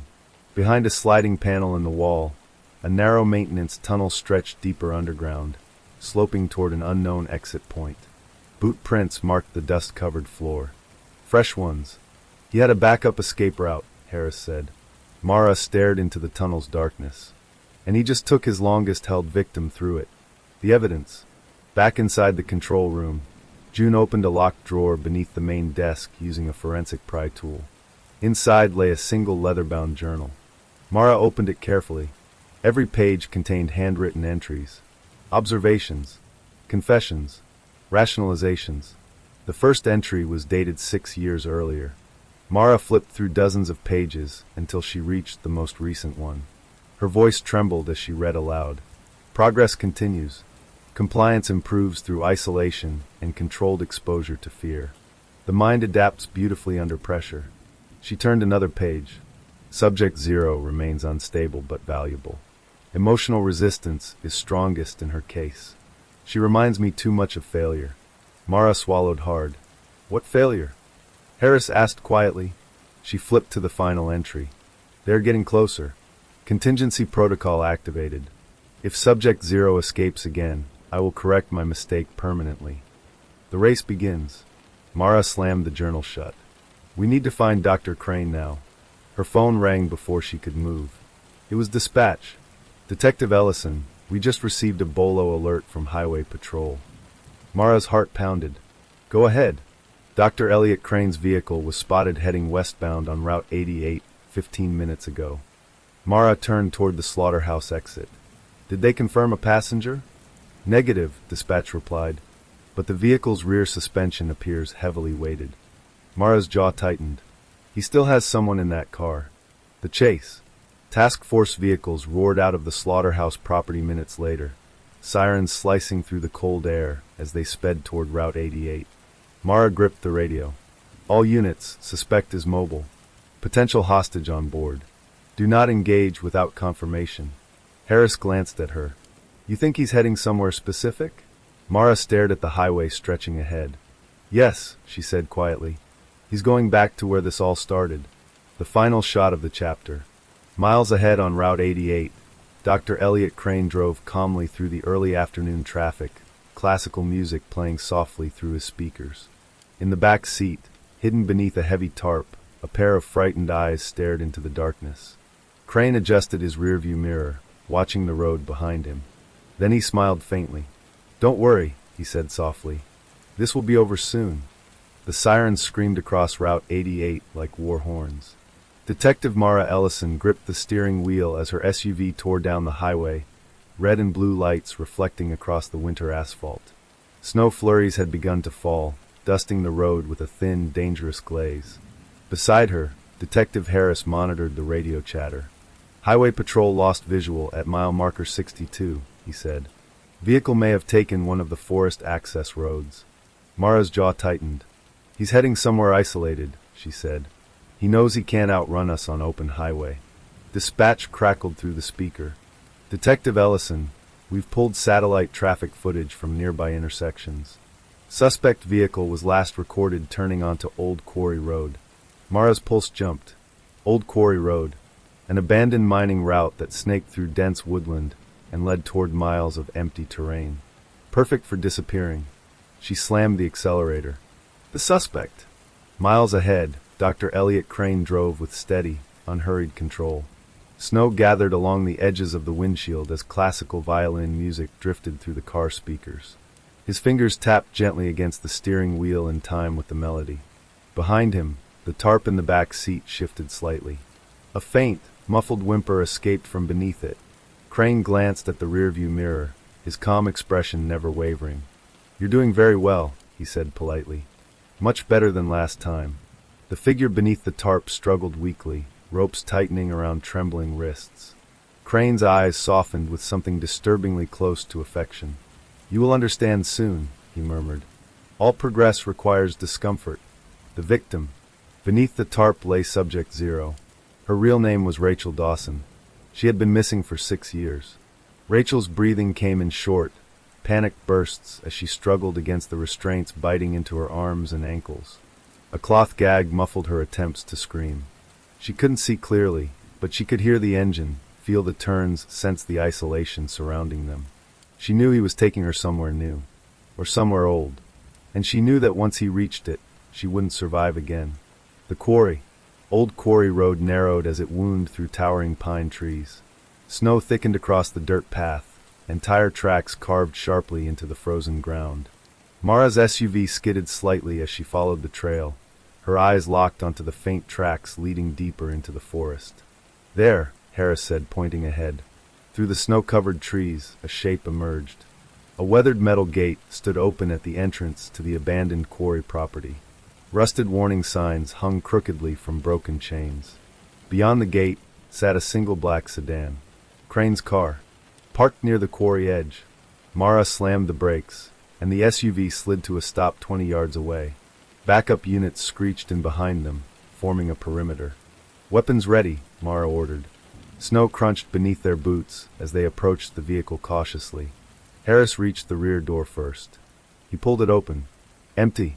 The tarp lay crumpled across the seat, ropes cut cleanly through. "He took her inside," Harris said grimly. Mara looked toward the quarry's central structure, an old concrete operations building perched at the cliffside entrance of a collapsed mine tunnel. One set of footprints led from the car toward it, 2 sets leaving. The tunnel. SWAT teams breached the operations building within minutes. The interior smelled of mold and damp stone, but something else lingered beneath it. Antiseptic. Crane had been here before. Mara led the team down a narrow stairwell, descending into the quarry's underground mine system. The air grew colder, sharper, carrying faint echoes through the cavernous tunnels. Then they heard it. A voice. Soft. Weak. Crying. Mara broke into a run. The chamber. They burst into a wide underground chamber carved directly into the stone walls of the quarry. Industrial floodlights illuminated the space with harsh white glare. At the center stood Rachel Dawson, shackled to a steel support beam, her wrists chained above her head. Crane stood several feet away, calmly preparing medical instruments laid across a portable surgical tray. He didn't turn when they entered. "I was wondering how long it would take," he said evenly. Mara raised her weapon. "Step away from her, Crane." He sighed quietly, as if disappointed by an interruption to delicate work. "You're ruining a critical stage of treatment," he replied. Harris stepped forward, weapon steady. "You're done, Doctor." Crane finally turned, adjusting his glasses calmly. His expression showed no panic, no fear, only mild irritation. "You misunderstand," Crane said softly. "I am helping them." Rachel sobbed behind him, her voice hoarse. Please don't let him touch me again." Mara's chest tightened. "Rachel, we're getting you out of here," she said. Crane tilted his head slightly. "You always promise them rescue," he said, glancing toward Mara. "But you never fix what's broken inside them." The monologue. Crane slowly removed his gloves, placing them carefully on the tray. "You see victims," he continued calmly. "I see subjects fighting against their own limitations. Fear is not cruelty. Fear is evolution." "You tortured them," Mara snapped. "I refined them," he corrected. "You abducted innocent people. I selected individuals capable of surviving psychological rebirth." Rachel screamed behind him, tugging violently at her chains. "You killed people," Harris shouted. Crane paused. "Loss is part of experimentation," he said quietly. The reveal. Mara stepped forward, her voice steady but burning with rage. 6 years, Crane. You kept her alive for 6 years. Why? Crane looked toward Rachel. His expression changed slightly. Because she survived the first escape, he said. Mara frowned. What? She was my only failure, Crane continued. She escaped once. That made her extraordinary. I had to study that resilience. Rachel collapsed into sobs. You're not studying resilience, Mara said. You're obsessed with control. Crane smiled faintly. Control is the only cure for chaos. The standoff. Sirens echoed faintly from above ground as backup units surrounded the quarry entrance. Mara stepped closer. It's over, she said. You have nowhere left to run. Crane glanced toward the mine tunnel behind him, then back at Mara. Running was never my intention, he said. Before anyone could react, he pressed a small device hidden in his palm. A deep rumble shook the chamber. Dust cascaded from the ceiling as support beams groaned violently. He's collapsing the tunnel, Harris shouted. Chunks of rock crashed onto the far side of the chamber, blocking the main exit tunnel with tons of falling debris. SWAT officers scrambled for cover. Mara lunged forward, grabbing Rachel's chains as Crane calmly backed toward a narrow emergency shaft carved into the stone wall. You cannot save them all, Crane said softly. Then he disappeared into the shaft as the tunnel partially collapsed behind him. The rescue. Mara ignored the collapsing stone around them, fumbling with the chain locks securing Rachel. Key, she shouted. Harris tossed her a bolt cutter. Sparks flew as she cut through the rusted metal. Rachel collapsed into her arms, trembling uncontrollably. It's okay, Mara whispered. You're safe. You're safe now. But Mara's eyes remained locked on the blocked tunnel where Crane had vanished. Her gut told her the truth she didn't want to accept. He was still out there. The discovery. As rescue teams evacuated Rachel and secured the unstable chamber, Harris approached Mara holding something he'd found near Crane's surgical tray. A folded photograph. Mara took it carefully. Her breath caught. The photo showed Crane standing beside two other men, both wearing surgical masks, both dressed in identical lab coats. On the back of the photo, written in neat handwriting, were 4 words. The program continues forward. Mara stared at the photo, dread settling deep into her bones. Crane hadn't worked alone. And worse, he might not even be the last one. Snow blanketed the quarry as emergency crews swarmed the collapsed mine entrance. Spotlights cut through the falling flakes while paramedics rushed Rachel Dawson toward a waiting ambulance. Her fragile body trembled beneath layers of thermal blankets, oxygen mask fogging with each shallow breath. Detective Mara Ellison stood beside the ambulance doors, watching as medical staff worked frantically to stabilize Rachel. Rachel's hand suddenly shot out, grabbing Mara's sleeve. Don't stop looking for him, she whispered weakly. Mara squeezed her hand gently. I won't, she promised. Rachel's terrified eyes searched Mara's face. There are others, she whispered. He said he wasn't the only one left. The ambulance doors slammed shut, and the words settled into Mara's chest like ice. The collapse. Inside the quarry, engineers and rescue crews confirmed the worst. The emergency shaft Crane used had collapsed behind him during the detonation. Massive sections of rock had sealed the escape route entirely. Possibility he's buried inside, Harris said, scanning the structural reports. Mara stared at the jagged stone wall where Crane vanished. No, she said quietly. You don't think he's dead? Harris asked. Mara shook her head slowly. He planned everything else too carefully. The journal. Back at the task force headquarters, forensic analysts began processing the evidence recovered from Crane's slaughterhouse and quarry operations. June Patel sat across from Mara inside the evidence review room. The leather-bound journal spread open between them. You need to see this, June said, flipping to newly analyzed pages using ultraviolet scanning. Hidden writing appeared between the original entries, invisible ink layered beneath Crane's notes. Mara leaned forward. What does it say? June swallowed. It's not just one operation, Mara. It's a network. She turned the journal toward her. Encoded lists covered multiple pages. Names, dates, locations, facilities spread across different states, each labeled with identical symbols. The program, Mara whispered. June nodded. And Crane wasn't leading it. Mara's stomach dropped. Then who was? June flipped to the final decoded page. At the bottom, one name appeared repeatedly. Dr. Adrian Locke. the founder. Hours later, federal databases confirmed Adrian Locke had been a renowned behavioral psychologist specializing in extreme trauma response and survival conditioning. He vanished 20 years ago after his research funding was revoked due to ethical violations. Officially, Locke was presumed dead. Unofficially, his research had simply disappeared. Crane was a student of his, June explained. Look at this correspondence archive we recovered from Crane's servers. She opened a recovered email thread. Every message ended with the same closing line. The human mind becomes perfect through suffering. Mara felt nausea creep into her throat. How many doctors were involved? She asked quietly. June hesitated. We've identified at least 4 confirmed associates across the journal records, but there could be more. The survivors speak. Over the following weeks, survivors began sharing their experiences with investigators. Each testimony peeled back another horrifying layer of the program. They described identical psychological conditioning routines, controlled starvation cycles, sleep deprivation experiments, forced isolation therapy, and always the voice of a calm, educated man explaining that their suffering was part of growth. Clara Jennings described hearing multiple doctors speaking together during procedures. Lena Brooks recalled being transferred between facilities without ever seeing daylight. Rachel Dawson revealed something that chilled investigators the most. There was a room, she told Mara during her hospital interview. A classroom. He made us sit in rows like students.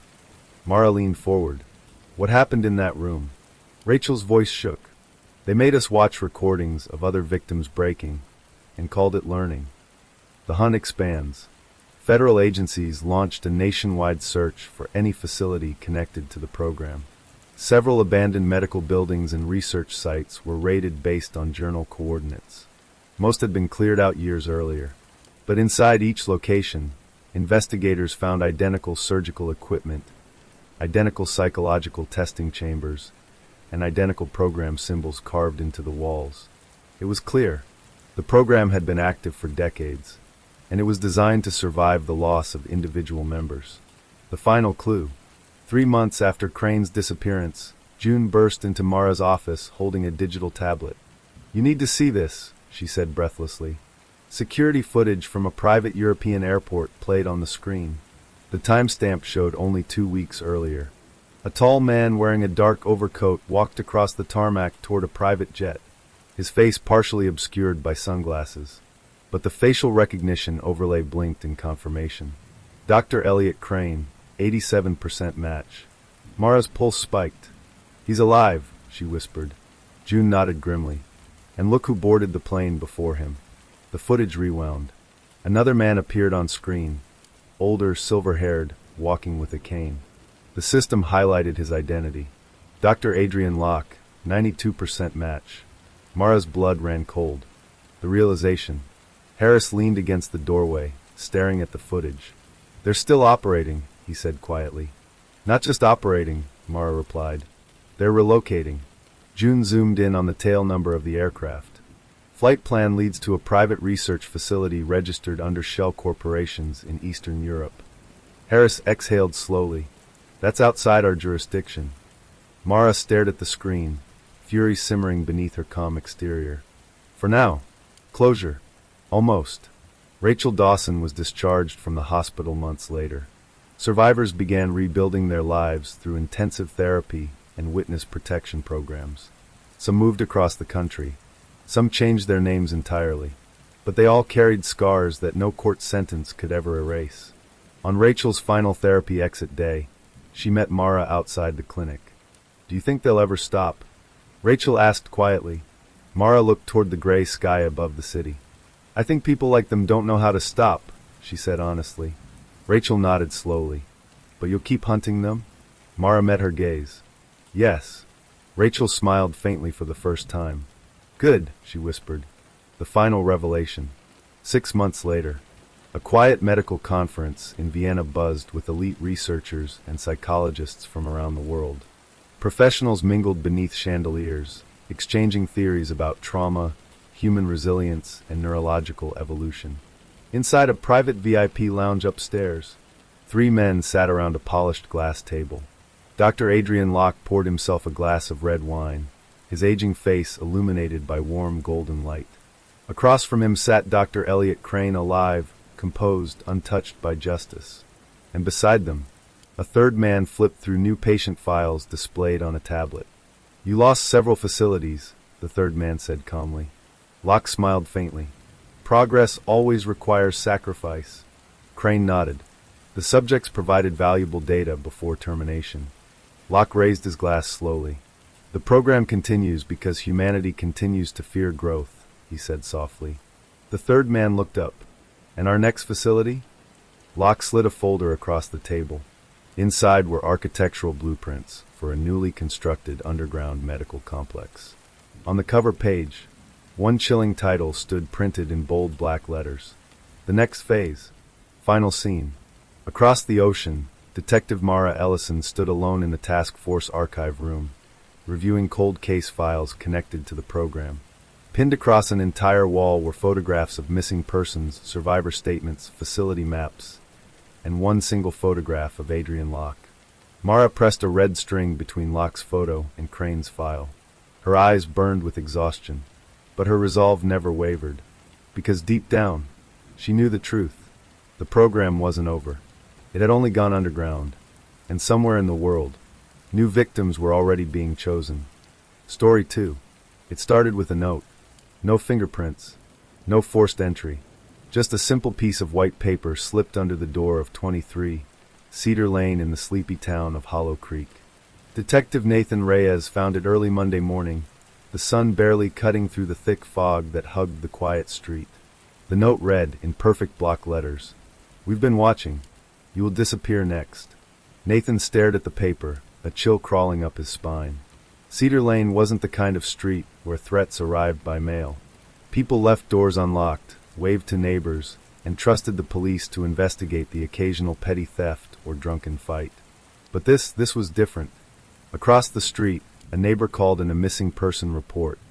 Lila Hammond, 32, mother of 2, had not been seen since Friday night. Her husband, Tom, frantic and pale, explained she had gone out for a jog and never returned. Her car remained in the driveway, keys still in the ignition. Her phone? Gone. Wallet? Missing. Nathan crouched beside the driveway, examining the footprints in the damp grass. They were faint but uneven, like someone had struggled, fought even, before vanishing into the woods at the end of the lane. "Neighbor saw someone near the treeline?" Nathan asked. Tom shook his head violently. "No one. Just gone, like she walked into thin air." Nathan frowned. Thin air didn't leave prints. The investigation began immediately. Hollow Creek wasn't equipped to handle this kind of disappearance. Nathan called in the State Bureau, bringing in specialists in abductions and criminal profiling. By evening, the media had descended on Cedar Lane. Cameras flashed across foggy lawns, reporters asking the same questions over and over. Who could take a woman in the middle of a quiet town? Was she targeted, or was this random? Nathan, however, had a gut feeling. Lila Hammond's disappearance was not random. Whoever left the note had chosen her carefully. The first break came late that night. A local hiker reported finding a strange symbol carved into the bark of an old oak tree near the edge of the woods. It was a spiral, almost hypnotic, with a small dot at the center, something Nathan didn't recognize. But he knew instinctively, this was a calling card. Someone was sending a message. And the message was clear: Cedar Lane was next. The night closed in, and Hollow Creek slept uneasily. Streetlights flickered against the mist, and from the shadows, Nathan could almost hear the soft rustle of movement, as if the trees themselves were watching. A feeling of dread settled over him. Lila Hammond was only the beginning, and whoever had taken her was still out there, waiting for their next victim. The morning after Lila Hammond's disappearance, Cedar Lane felt hollow. The usual morning chatter of joggers and dog walkers had vanished, replaced by a muted tension. Windows were shuttered. Mailboxes remained unopened. Even the wind seemed reluctant to move through the fog that hung thick over Hollow Creek. Detective Nathan Reyes pulled into the driveway of 23, Cedar Lane, his boots crunching over damp gravel. He had spent the night reviewing the few pieces of evidence collected. The anonymous note, the faint footprints leading into the woods, and the spiral carving on the oak tree. It wasn't much, but something about it nagged at him. The spiral wasn't random. Patterns like that were deliberate, a signature. Someone wanted to send a message. He stepped into Lila's home. The front door had been locked, but a spare key under the mat made it simple for police access. Inside, everything appeared undisturbed. Tom Hammond, Lila's husband, was sitting on the couch, staring blankly at the wall as if he expected her to walk in at any second. "Nathan," Tom muttered without looking up. "I don't understand. She went for a jog. It's 5 blocks to the park, maybe 10 if she wandered. She's never been gone this long. It doesn't make sense." Nathan pulled out his notebook. "Tom, I know this is hard, but we need to go over her last known movements. Anything unusual before she left Friday night?" Tom shook his head. "No. Same routine. Coffee at 6:30 a.m., jogging shoes on by 7. Sometimes she stops at the corner store, but that's it." Nathan frowned. Something was off. Too off. Most abductions weren't so clean-cut. Usually there were witnesses, signs of struggle, or surveillance footage. Lila had none of that. No phone, no wallet, no reason to vanish. Whoever had taken her had planned this meticulously. The hidden drawer.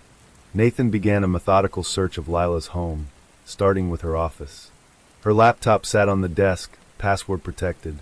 He called in a forensic analyst to bypass it. While waiting, he moved to a filing cabinet beside her desk. The top drawer contained mundane household bills and insurance documents. But the second drawer was different. It was locked with a small keyhole. Nathan noticed the keyhole had fine scratches around it, like it had been forced open before. "Tom," Nathan asked carefully, "did Lila ever keep a diary or personal journal?" Tom's face tightened. She kept a journal sometimes. Nothing big. Just thoughts about work and the kids." "Why?" Nathan nodded and carefully lifted the drawer. Inside were envelopes, all addressed in the same neat handwriting, but with no stamps. They looked like letters never sent. One envelope fell to the floor. Nathan picked it up. Inside was a single photo. It was of a man standing in front of the woods near Cedar Lane.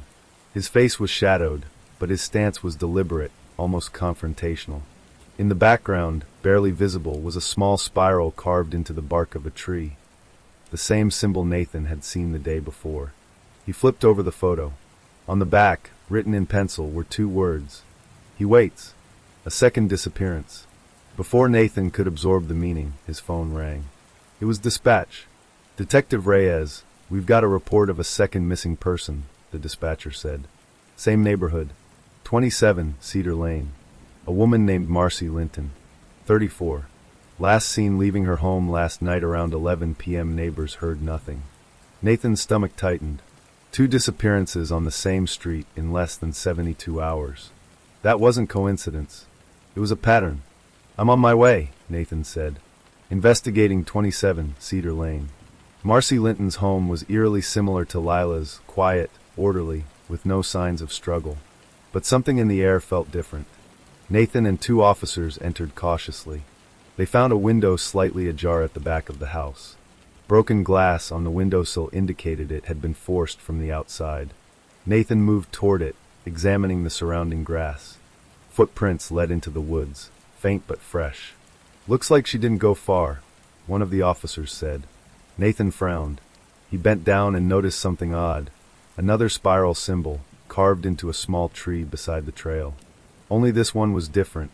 Instead of a dot in the center, there were 2 small vertical scratches beside the spiral. A message. Nathan's mind raced. Whoever was behind this wasn't random.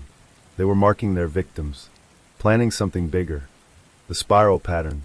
Back at headquarters, Nathan and forensic analyst June Patel began mapping out the spiral symbols from both Cedar Lane homes. "Look at this," June said, overlaying the map on her computer screen. "Lila's spiral is here. Marcy's is here. And I found 5 more symbols like these in the woods surrounding Hollow Creek over the past month." Nathan leaned over the screen. 5 more? Missing persons?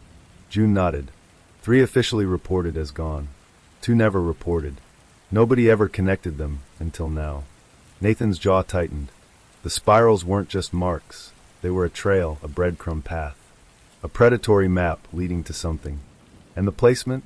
Nathan asked. "Seems random at first," June said. "But if you connect them, they form a rough spiral pattern. almost like a vortex. Nathan's blood ran cold. A signature. A ritual. The first lead. By evening, Nathan drove to Hollow Creek Park, following the latest spiral marker found near Marcy Linton's disappearance. The woods were thick and oppressive. A dense fog settled over the underbrush, limiting visibility to a few feet. Nathan moved carefully, flashlight cutting through the gray mist. Every sound, rustling leaves, distant birds, made him flinch. He found the spiral carved into a maple tree. Fresh, moist, blood-red stains on the bark. Bloody, Nathan whispered, examining the pattern. It wasn't blood paint. Red acrylic, carefully applied. He continued along the path. Something caught his eye, a small, metallic object partially buried in the mud. He crouched and picked it up. A USB drive. The contents. Back at headquarters, Nathan and June plugged the drive into a secure computer. The files were encrypted, but with some effort, June unlocked them. Inside were hundreds of photos and videos, all documenting missing persons from Hollow Creek over the past 10 years. Surveillance footage, home videos, even candid street shots. Each subject had a spiral symbol marked somewhere nearby in the frame. Nathan's stomach twisted.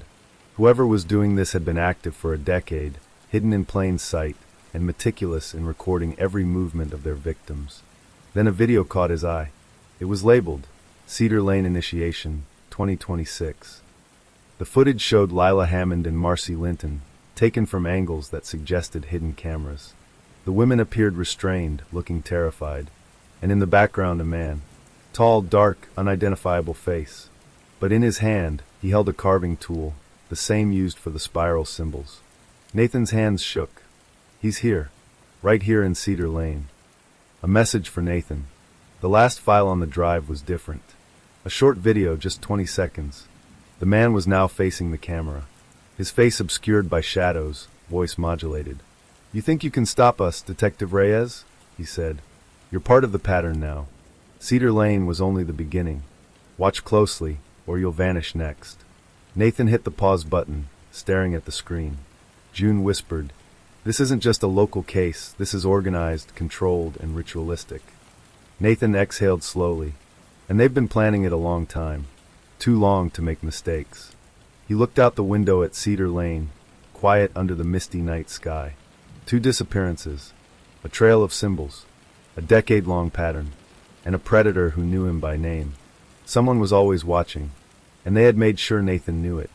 The fog hung thicker than ever over Hollow Creek as Detective Nathan Reyes drove toward the town archives. Every street looked the same, muffled under a gray blanket of winter mist. Cedar Lane was quiet, almost too quiet. Houses shuttered, no movement. Nathan knew the town was holding its breath, waiting for answers he didn't yet have. He parked outside the archives, an old brick building at the edge of town. The large oak doors groaned as he pushed them open. Inside, the smell of old paper and dust hit him instantly. Rows upon rows of shelves were lined with yellowed documents, bound ledgers, and brittle newspapers. This was history, literal history, and Nathan hoped it contained clues to the spiral pattern terrorizing the town. For hours, he sifted through old reports, newspaper clippings, and police records dating back over 50 years. One thing became clear. Hollow Creek had a history of disappearances, strange, unsolved, and all seemingly unconnected until now. Patterns of the past. A particular series of cases caught Nathan's attention. From the early 1970s to the late 1990s, there had been reports of young adults vanishing near the outskirts of Hollow Creek. Most were never found, but the details were eerily similar. Each disappearance occurred during foggy or rainy nights. In nearly every case, local residents reported seeing spiral symbols carved into nearby trees or walls. Witnesses described seeing a tall man lurking near the victims before they vanished. Nathan scribbled notes in his notebook, connecting the cases. The spirals weren't new, they were decades old. Someone had revived the ritual, following a script that had survived generations. A particularly chilling note from a 1983 case caught his attention. It described a teenage girl who vanished from the same park where the spiral symbol had been found recently. The case file mentioned a secret society in Hollow Creek, an underground group obsessed with rituals and psychological control. The society's name was redacted in the police file, but the initials were clear, CLOSE. Nathan leaned back, a chill creeping down his spine. The spiral wasn't just a signature, it was a symbol of this society. The secret society. Nathan's next stop was the Hollow Creek Historical Society, a small, cluttered office downtown. He met with the archivist, an elderly woman named Margaret Lane, whose family had lived in Hollow Creek for generations. "I've lived here all my life," Margaret said, adjusting her glasses. "And I've heard stories people don't talk about." Nathan leaned forward. "Stories about CLOSE?" Margaret's eyes widened. She glanced around nervously before nodding. "Yes. Closed meetings, secret rituals. They claimed to be protecting the town from something. But over the years, the disappearances started, and the stories got darker. Most people left it alone, buried it in silence. But it never ended." Nathan felt a knot tighten in his stomach. "Do you know if it's still active?" Margaret shook her head. "No one would admit it. But the symbols, the spirals, people say they mark the chosen. The ones the society decides to take for training, or sacrifice, depending on which story you hear." Nathan frowned. The ritualistic element was escalating.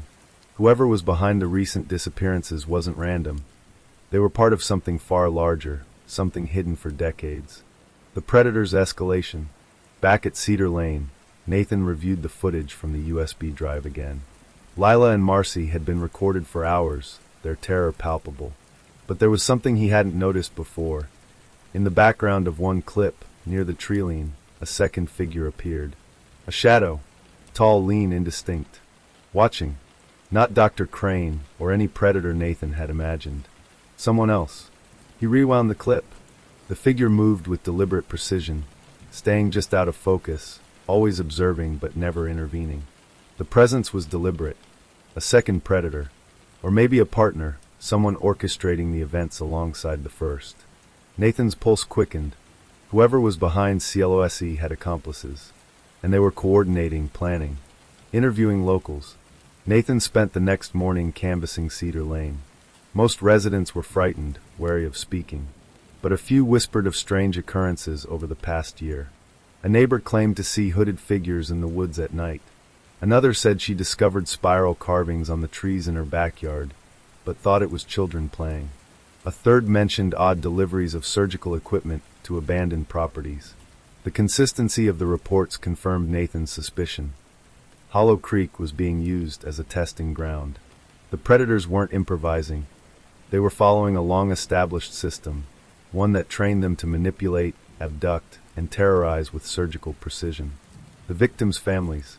Nathan contacted families of previous victims whose disappearances had gone cold. He found a disturbing pattern. All victims' families had experienced harassment, anonymous threats, or minor break-ins before their loved ones vanished. The predators weren't just taking people. They were psychologically conditioning them beforehand, isolating them, watching them, studying them. One mother, Elizabeth Turner, who lost her son in 1998, whispered to Nathan during a meeting in a quiet cafe. "They're like shadows, invisible, always present. And if you try to find them, they disappear. But they always know who you are." Nathan felt a familiar chill. That was the same feeling he'd experienced with Lila and Marcy. The predator, or predators, knew him. The spiral network. Back at the precinct, Nathan and June began mapping all known spiral symbols across Hollow Creek. When connected, they formed a crude but deliberate pattern, spanning almost the entire town. "This is more than a signature," June said, tracing lines on the digital map. "This is a network. They're organizing territory. Every symbol marks a zone, a perimeter. They're claiming these areas." Nathan leaned over the screen. And Cedar Lane was the center of the spiral. June nodded. "Yes, they're escalating. It's almost like they're drawing a map to something bigger, or someone bigger." Nathan's eyes narrowed. He didn't like the implication. If the predators had been planning this for decades, they weren't just taking victims, they were building towards something. Something monumental. The threat intensifies. That evening, Nathan returned to Cedar Lane. The fog was thicker now, clinging to the trees like wet fabric. His phone buzzed. A new message had been left anonymously. No email. No number.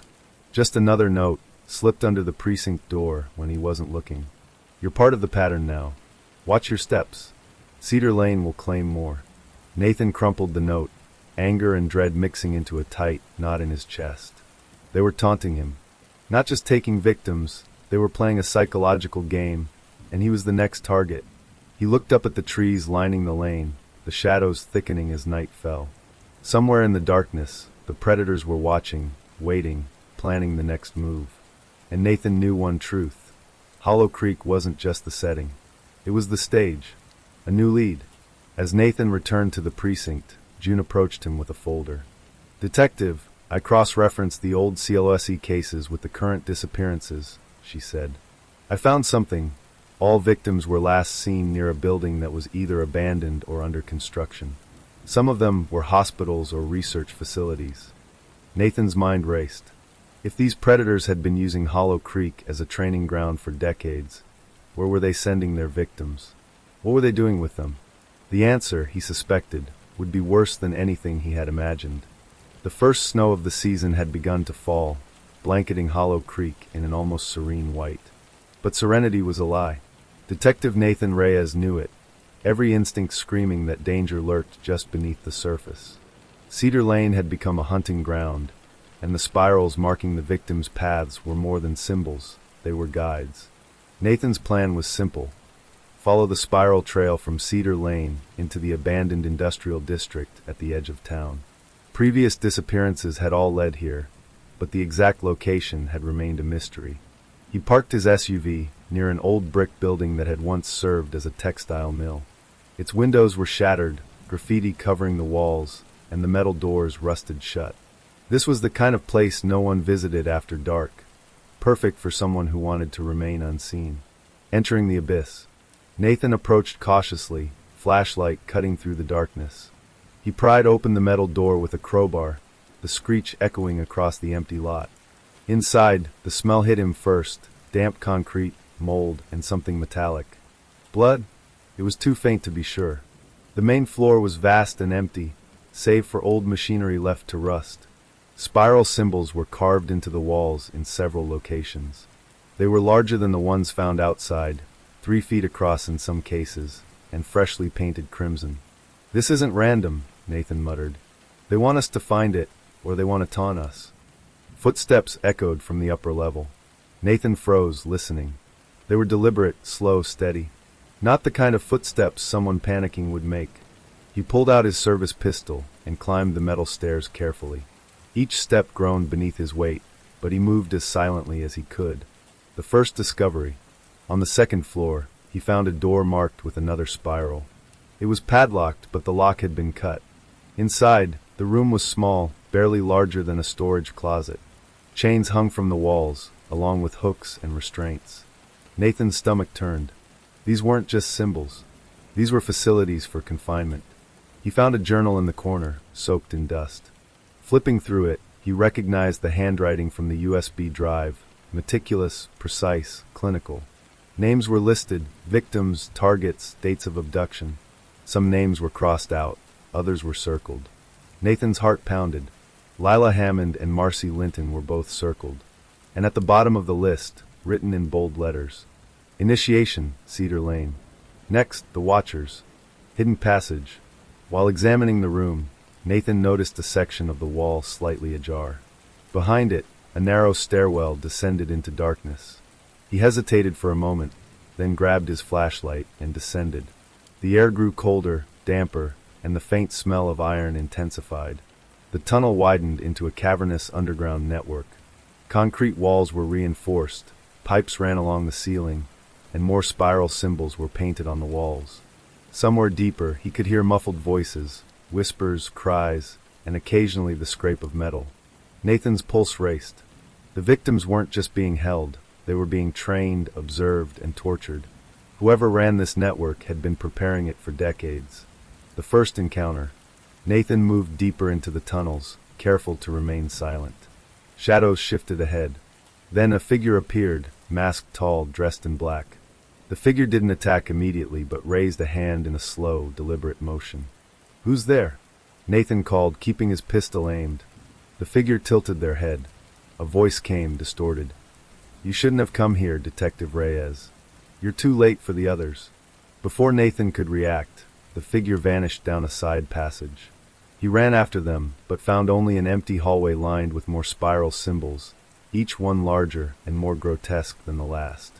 The hidden facility, the main chamber of the underground network, was horrifying. Rows of cells lined the walls, each holding someone restrained. Some victims were awake, staring blankly. Others were unconscious, hooked to medical devices Nathan had never seen before. At the far end, a large observation deck overlooked the room. Through the glass, Nathan could see the predator, tall, lean, wearing a surgical mask and gloves, standing in front of a console, manipulating levers and dials connected to the restraints below. It was Dr. Marcus Vale. The name sent a shock through Nathan. Vale had been a renowned behavioral psychologist presumed dead after a scandal involving unethical experiments. And here he was, alive, orchestrating a new generation of terror in Hollow Creek. The ritual. Vale turned to a whiteboard, on which symbols and diagrams were scrawled in red ink. The spirals matched those Nathan had seen outside. They weren't just random, they were part of a ritual, a system designed to break the mind while testing limits of endurance, fear, and obedience. Nathan realized the scale of it. Lila and Marcy weren't just victims. They were subjects in a long-running experiment stretching decades, with connections to the original CLOSE society. Vale spoke calmly to an assistant. Subject 23 shows resilience. Increase the isolation period. Observe and record. The assistant nodded, and Nathan felt bile rise in his throat. They weren't just holding people, they were conditioning them. A close call. Nathan tried to call for backup, but the underground network blocked radio signals. He needed another way out. Slowly, he retraced his steps, careful not to alert Vale or the assistants. But then a faint click, the sound of a door locking behind him. "Detective Reyes." Vale's voice echoed through the tunnels, cold and clinical. "You should have stayed outside.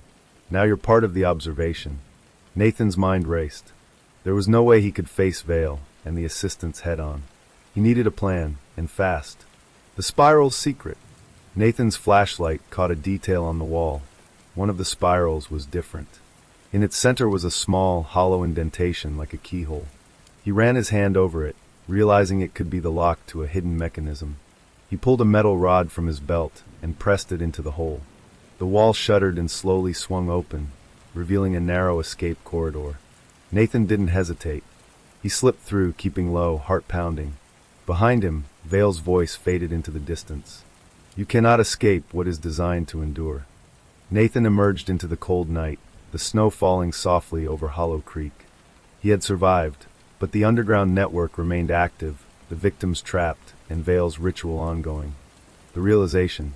Back in his SUV, Nathan pulled out the journal and the USB drive, staring at the names and spiral symbols. Hollow Creek's history of disappearances, the underground network, Vale's return, it was all connected.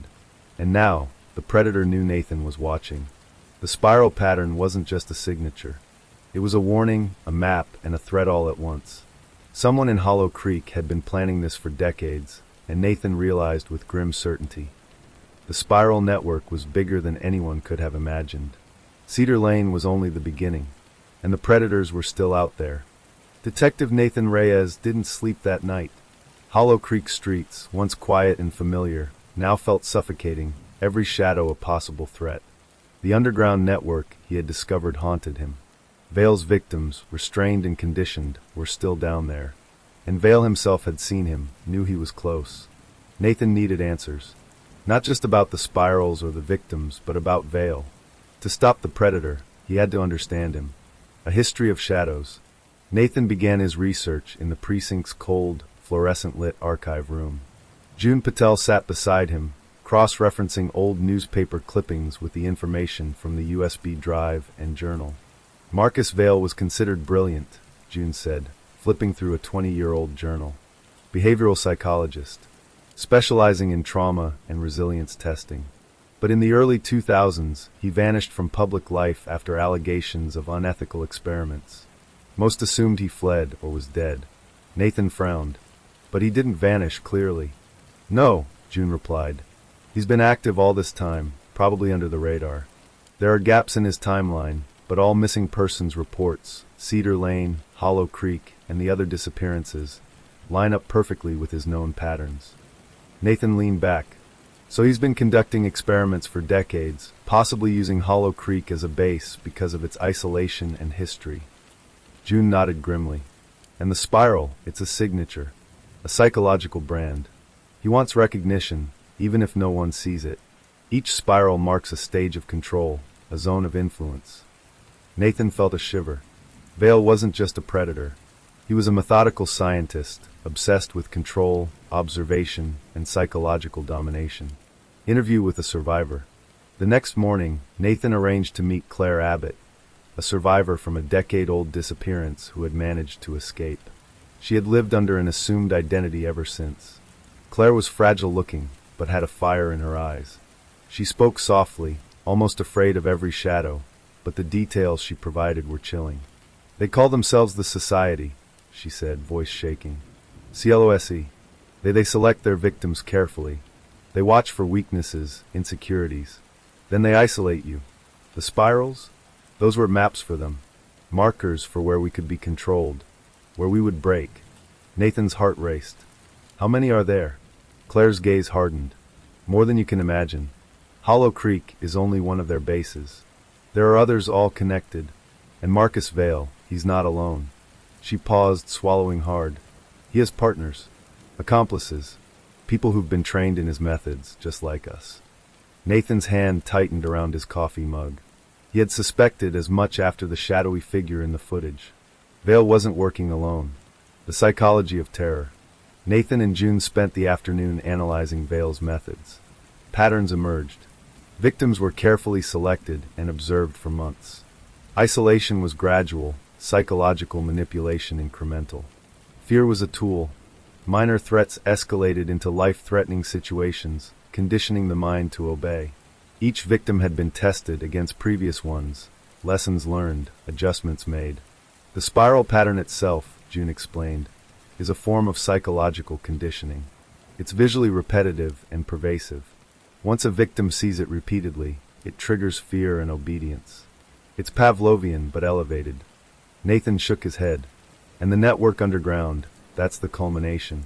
Controlled environments, every reaction observed, every fear exploited. It's monstrous. June nodded. And it's expanding. With every disappearance, Vale refines his methods, recruits new assistants, and increases the network's reach. Hollow Creek is just a node in a larger system. Another victim. The next day, news broke. Another disappearance, this time Daniel Price, a college student living near the outskirts of Hollow Creek. His apartment had been ransacked, items missing. His roommate found spiral symbols etched into the window frames. Nathan knew immediately it was Vale's work. The escalation was no longer gradual, it was rapid. The predator was gaining confidence, pushing boundaries, and leaving clear signs of his presence. Nathan and June went to the site. Spiral symbols were fresh, carved into wood with precise, deliberate strokes. Blood-red paint smeared over parts of the design. "This isn't just terrorizing individuals anymore," Nathan said, voice tight. "He's sending a message to the whole town." June nodded. "And he knows we're watching." Nathan's fists clenched. Vale wasn't just creating victims, he was challenging them, and the detectives pursuing him. Tracing the spiral. Using historical data, Nathan mapped all known spiral occurrences, linking each one to a missing person or witness report. The results were horrifying. Over 30 documented cases in Hollow Creek over 50 years. The pattern formed concentric spirals across the town, each spiral zone corresponding to different levels of influence and control. The most recent spirals converged near Cedar Lane, confirming that Vale considered this area a testing ground, central to his experiments. Nathan realized the spirals weren't just marks, they were coordinates. A map of his victims, his territory, and his experimentation. "This is meticulous," Nathan said. "Decades of planning, decades of execution. He's not just a criminal, he's a tactician, a strategist." June shivered. "And a sadist." The trap. Late that evening, Nathan received an anonymous tip. A spiral symbol had appeared at the entrance of the abandoned Hollow Creek Hospital. The building had been closed for years, yet the symbol was fresh. Nathan knew it was a trap, but he couldn't ignore it. Armed and cautious, he approached the building. Snowflakes drifted through broken windows as he entered, flashlight cutting through the darkness. Inside, the hospital smelled of decay, damp walls, and something metallic. Spiral symbols were everywhere, on doors, walls, even the floor. Nathan's pulse quickened. Each step echoed. He was being led deeper into Vale's territory. At the end of a long hallway, he found a door slightly ajar. Muffled voices and metallic clinking sounded from within. Nathan's instincts screamed. Someone was being held there. He raised his pistol and stepped inside. The horror unveiled. The room was small, sterile, and terrifyingly methodical. Chairs with restraints were bolted to the floor, surgical tools laid out neatly on stainless steel trays. A single spiral symbol dominated the wall, painted in deep crimson. And then he saw them, two victims bound and gagged, eyes wide with fear. Lila Hammond and Marcy Linton. Alive, but clearly traumatized. Nathan's heart raced. "It's okay," he whispered. "You're safe now. I'm getting you out." A shadow moved behind the glass partition. Vale was watching, his eyes cold, calculating. "Detective Reyes," Vale said, voice calm, measured. "You're finally seeing the pattern. But it's too late. You can't undo what has begun." Nathan realized with a chill that this was more than a trap. It was a demonstration. Vale wanted him to see the victims, to understand the extent of control. It was psychological warfare on the detective himself. The revelation. While securing the victims, Nathan noticed something even more disturbing. A set of floor plans and documents on a desk. They outlined multiple hidden facilities, recruitment schedules, and experimental protocols, spanning cities, states, even internationally. Vale's network wasn't local. Hollow Creek was just a central hub in a global operation. The spiral patterns, the CLOSE society, the decades of disappearances. It was all part of an organized system designed to manipulate, control, and terrorize. Nathan felt the weight of it all. Vale wasn't just a predator. He was the mastermind of a network of horrors, meticulously planned and executed over decades. And now, he was escalating, targeting anyone who came too close. The fight begins. Nathan backed the victims out quietly, calling in backup once they were safely in the SUV. The night air was cold, crisp, and smelled faintly of snow and pine. Lila and Marcy were trembling but alive. Nathan's thoughts raced. Vale was still out there, and the network he had built was vast, sophisticated, and ruthless. The hunt wasn't over. It was only beginning. He stared at the darkness surrounding Hollow Creek, knowing one truth. The predator had been planning this for decades, and stopping him would require more than courage. It would require understanding the mind behind the terror. Nathan clenched his fists. Vale had turned Hollow Creek into his laboratory of fear, and he wasn't finished. This was no longer just an investigation. It was a war. The Hollow Creek winter was unforgiving. Snow clung to the streets and rooftops, creating a deceptive calm over the town. But for Detective Nathan Reyes, there was no calm. Only the chilling knowledge that Marcus Vale's network stretched far beyond Cedar Lane, and each day brought new horrors. After rescuing Lila Hammond and Marcy Linton, Nathan spent hours debriefing them. Both women were fragile, traumatized, and haunted by what they had endured. Yet, they provided crucial insight into Vale's operations. "They're everywhere," Marcy whispered, hands shaking. "Not just here. There are facilities, networks, people watching, recording everything. And he has partners. Some of them, trained like soldiers." Nathan nodded grimly. This wasn't just a local threat. Hollow Creek was a node in a much larger machine, one that had been running for decades. Vale had been methodical, precise, and surgical in his abductions, leaving no trace for authorities, until Nathan had arrived. Vale's past exposed. Back at the precinct, Nathan pored over historical documents and case files dating back to the early 1980s. Marcus Vale had started as a clinical psychologist at Hollow Creek University, conducting research on trauma, obedience, and resilience. At first, his experiments were sanctioned and celebrated, but gradually, ethical lines were crossed. His first documented incident involved students who disappeared for days during isolation studies. Authorities never linked him directly, dismissing it as a prank. In the late 1980s, Vale began using his students to recruit others. Those who didn't comply disappeared, leaving only spiral symbols at the scene. By the early 1990s, Vale was working with other rogue psychologists under the umbrella of a secret society, CLOSC, whose members were sworn to secrecy and ritualistic experimentation. Nathan traced Vale's methods through decades of disappearances, meticulous observation, psychological conditioning, and carefully orchestrated terror. Hollow Creek had been a training ground for a system designed to extend far beyond the town, eventually targeting other cities and states. "He's not just a predator," Nathan said, voice tight. "He's a strategist, a manipulator, a teacher for others who follow his methods." June Patel, his partner in analysis, nodded gravely. "And he's expanding. Every recent disappearance suggests he's training accomplices, creating a network of operatives to replicate his methods elsewhere." Nathan's jaw clenched. "We're not just fighting him. We're fighting an entire organization." A new disappearance. 2 days later, another Cedar Lane resident vanished. This time, it was Gideon Clark, a local handyman. Witnesses reported seeing him near the woods late at night, apparently meeting someone. Spiral symbols were carved into trees around the area, fresh and glistening under the snow. Nathan arrived at the scene, flashlight cutting through the mist. Fresh footprints led into the dense forest, perfectly aligned with spiral markings on several trees. The predator's signature. The calculated precision. "This is escalating," Nathan muttered to himself. "He's sending a message. He's showing us how much control he has." Following the spiral, Nathan decided to trace the spiral network deeper into the abandoned industrial sector. The spirals weren't just symbols, they were a map, guiding him through the predator's world. Every turn, every marking, brought him closer to Vale's inner operations. He approached a warehouse at the edge of town, a site previously thought abandoned. Snow crunched underfoot, echoing in the silence. The front door was ajar, and inside, spirals were painted in red across the walls, floors, and support beams. Nathan moved cautiously.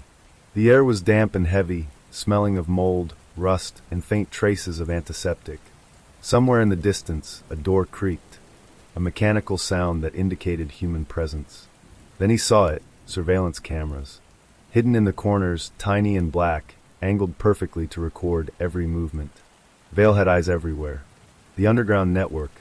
Nathan descended a metal staircase at the rear of the warehouse. The stairs led to a concrete corridor lined with doors. Each room was sealed, yet faint sounds of human voices, muffled cries, and movement echoed from behind them. He opened one door to reveal a small holding cell. 2 young men sat huddled on the floor, restraints on their wrists and ankles. Fear radiated from them, and their eyes widened at Nathan's presence. "Detective Reyes," Nathan said softly, kneeling to reassure them. "You're safe now. We're getting you out." But even as he freed them, he noticed something chilling. All the rooms were wired with cameras, microphones, and sensors. Vale wasn't just holding people. He was studying them, collecting data, analyzing reactions. Each victim was a subject, each cell a laboratory. Nathan's heart sank. The scale of Vale's operations was unimaginable. Hollow Creek wasn't just a hub. It was the prototype for a global network of terror. The first confrontation. As Nathan moved deeper into the network, he heard the sound of footsteps behind him. He spun, pistol drawn, but no one was visible. Then a voice came, calm and measured. "Detective Reyes, you really shouldn't be here." Vale emerged from the shadows, mask and gloves on, his tall frame dominating the narrow corridor. Nathan raised his pistol. "Vale, step away from the victims." Vale smiled behind his mask. "They're already conditioned. Every reaction, every fear. I've observed them all. And now I observe you." Vale took a slow step forward. "Do you understand, detective? I don't abduct randomly. I select, I watch, I refine. Cedar Lane, it's not just a location. It's a training ground. And you are my newest observation." Nathan's grip tightened on his pistol. "You'll never get away with this." Vale laughed softly. "I already have. And soon you'll understand. The spiral isn't just a symbol. It's the path. The path to control. To perfection. And you are part of it now." A narrow escape. Nathan lunged, but Vale was fast, sidestepping and disappearing down a side passage. Nathan gave chase, adrenaline surging through him. The corridors twisted and turned, spirals painted on every wall, guiding him like a maze.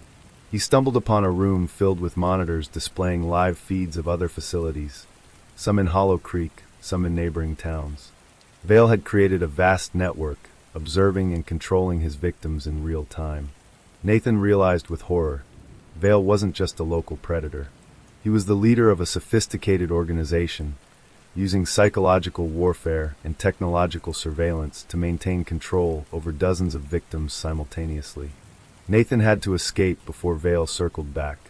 He found a ventilation shaft, pried it open, and crawled through the narrow, dark tunnel. Outside, the snow was falling heavily. He emerged breathless, covered in grime, but alive. A growing fear. Back at the precinct, Nathan debriefed June and the task force. The scope of Vale's operations was staggering. Spiral symbols weren't just markings, they were nodes, points of control, connecting facilities and victims across Hollow Creek and beyond. The spiral network is everywhere, June said, voice shaking. And he's escalating. Each disappearance, each victim, it's part of a system, a method. Nathan stared out the window at the quiet town blanketed in snow. Hollow Creek looked peaceful, but the predator was active, organized, and always watching. We need to strike at the heart of this network, Nathan said. Find Vale's command center, locate the other victims, and stop him before he expands further. June nodded. But he's prepared for that. Every facility is connected. Every victim is a data point. He's ready for us. Nathan's fists clenched. Vale had turned Hollow Creek into a laboratory of terror, a web of psychological and physical control. And now Nathan was caught in it. The spiral network wasn't just a pattern, it was a machine, and Vale was the engineer. The stakes rise. That night, Nathan couldn't sleep. He replayed every piece of footage, every spiral symbol, every victim statement. One truth was undeniable. Vale was intelligent, meticulous, and sadistic beyond comprehension. And worse, he had been preparing for decades, evolving his methods with every success and failure. Hollow Creek was his testing ground, and Nathan realized with grim certainty, stopping him would require more than courage. It would require strategy, precision, and nerves of steel. The detective looked out at the falling snow, the town quiet beneath the winter sky. The predators weren't done. The spiral network was expanding, and Vale's experiments were growing more ambitious. Somewhere, hidden beneath the snow and shadows, new victims were already being selected. And Nathan knew one thing. The next strike would come, and he had to be ready. This was no longer just an investigation. It was a war against a mind that had mastered fear, control, and obsession. Detective Nathan Reyes had faced many criminals in his career, but nothing compared to what he was dealing with now. Marcus Vale was not just a predator. He was the culmination of decades of psychological manipulation, careful planning, and systematic terror.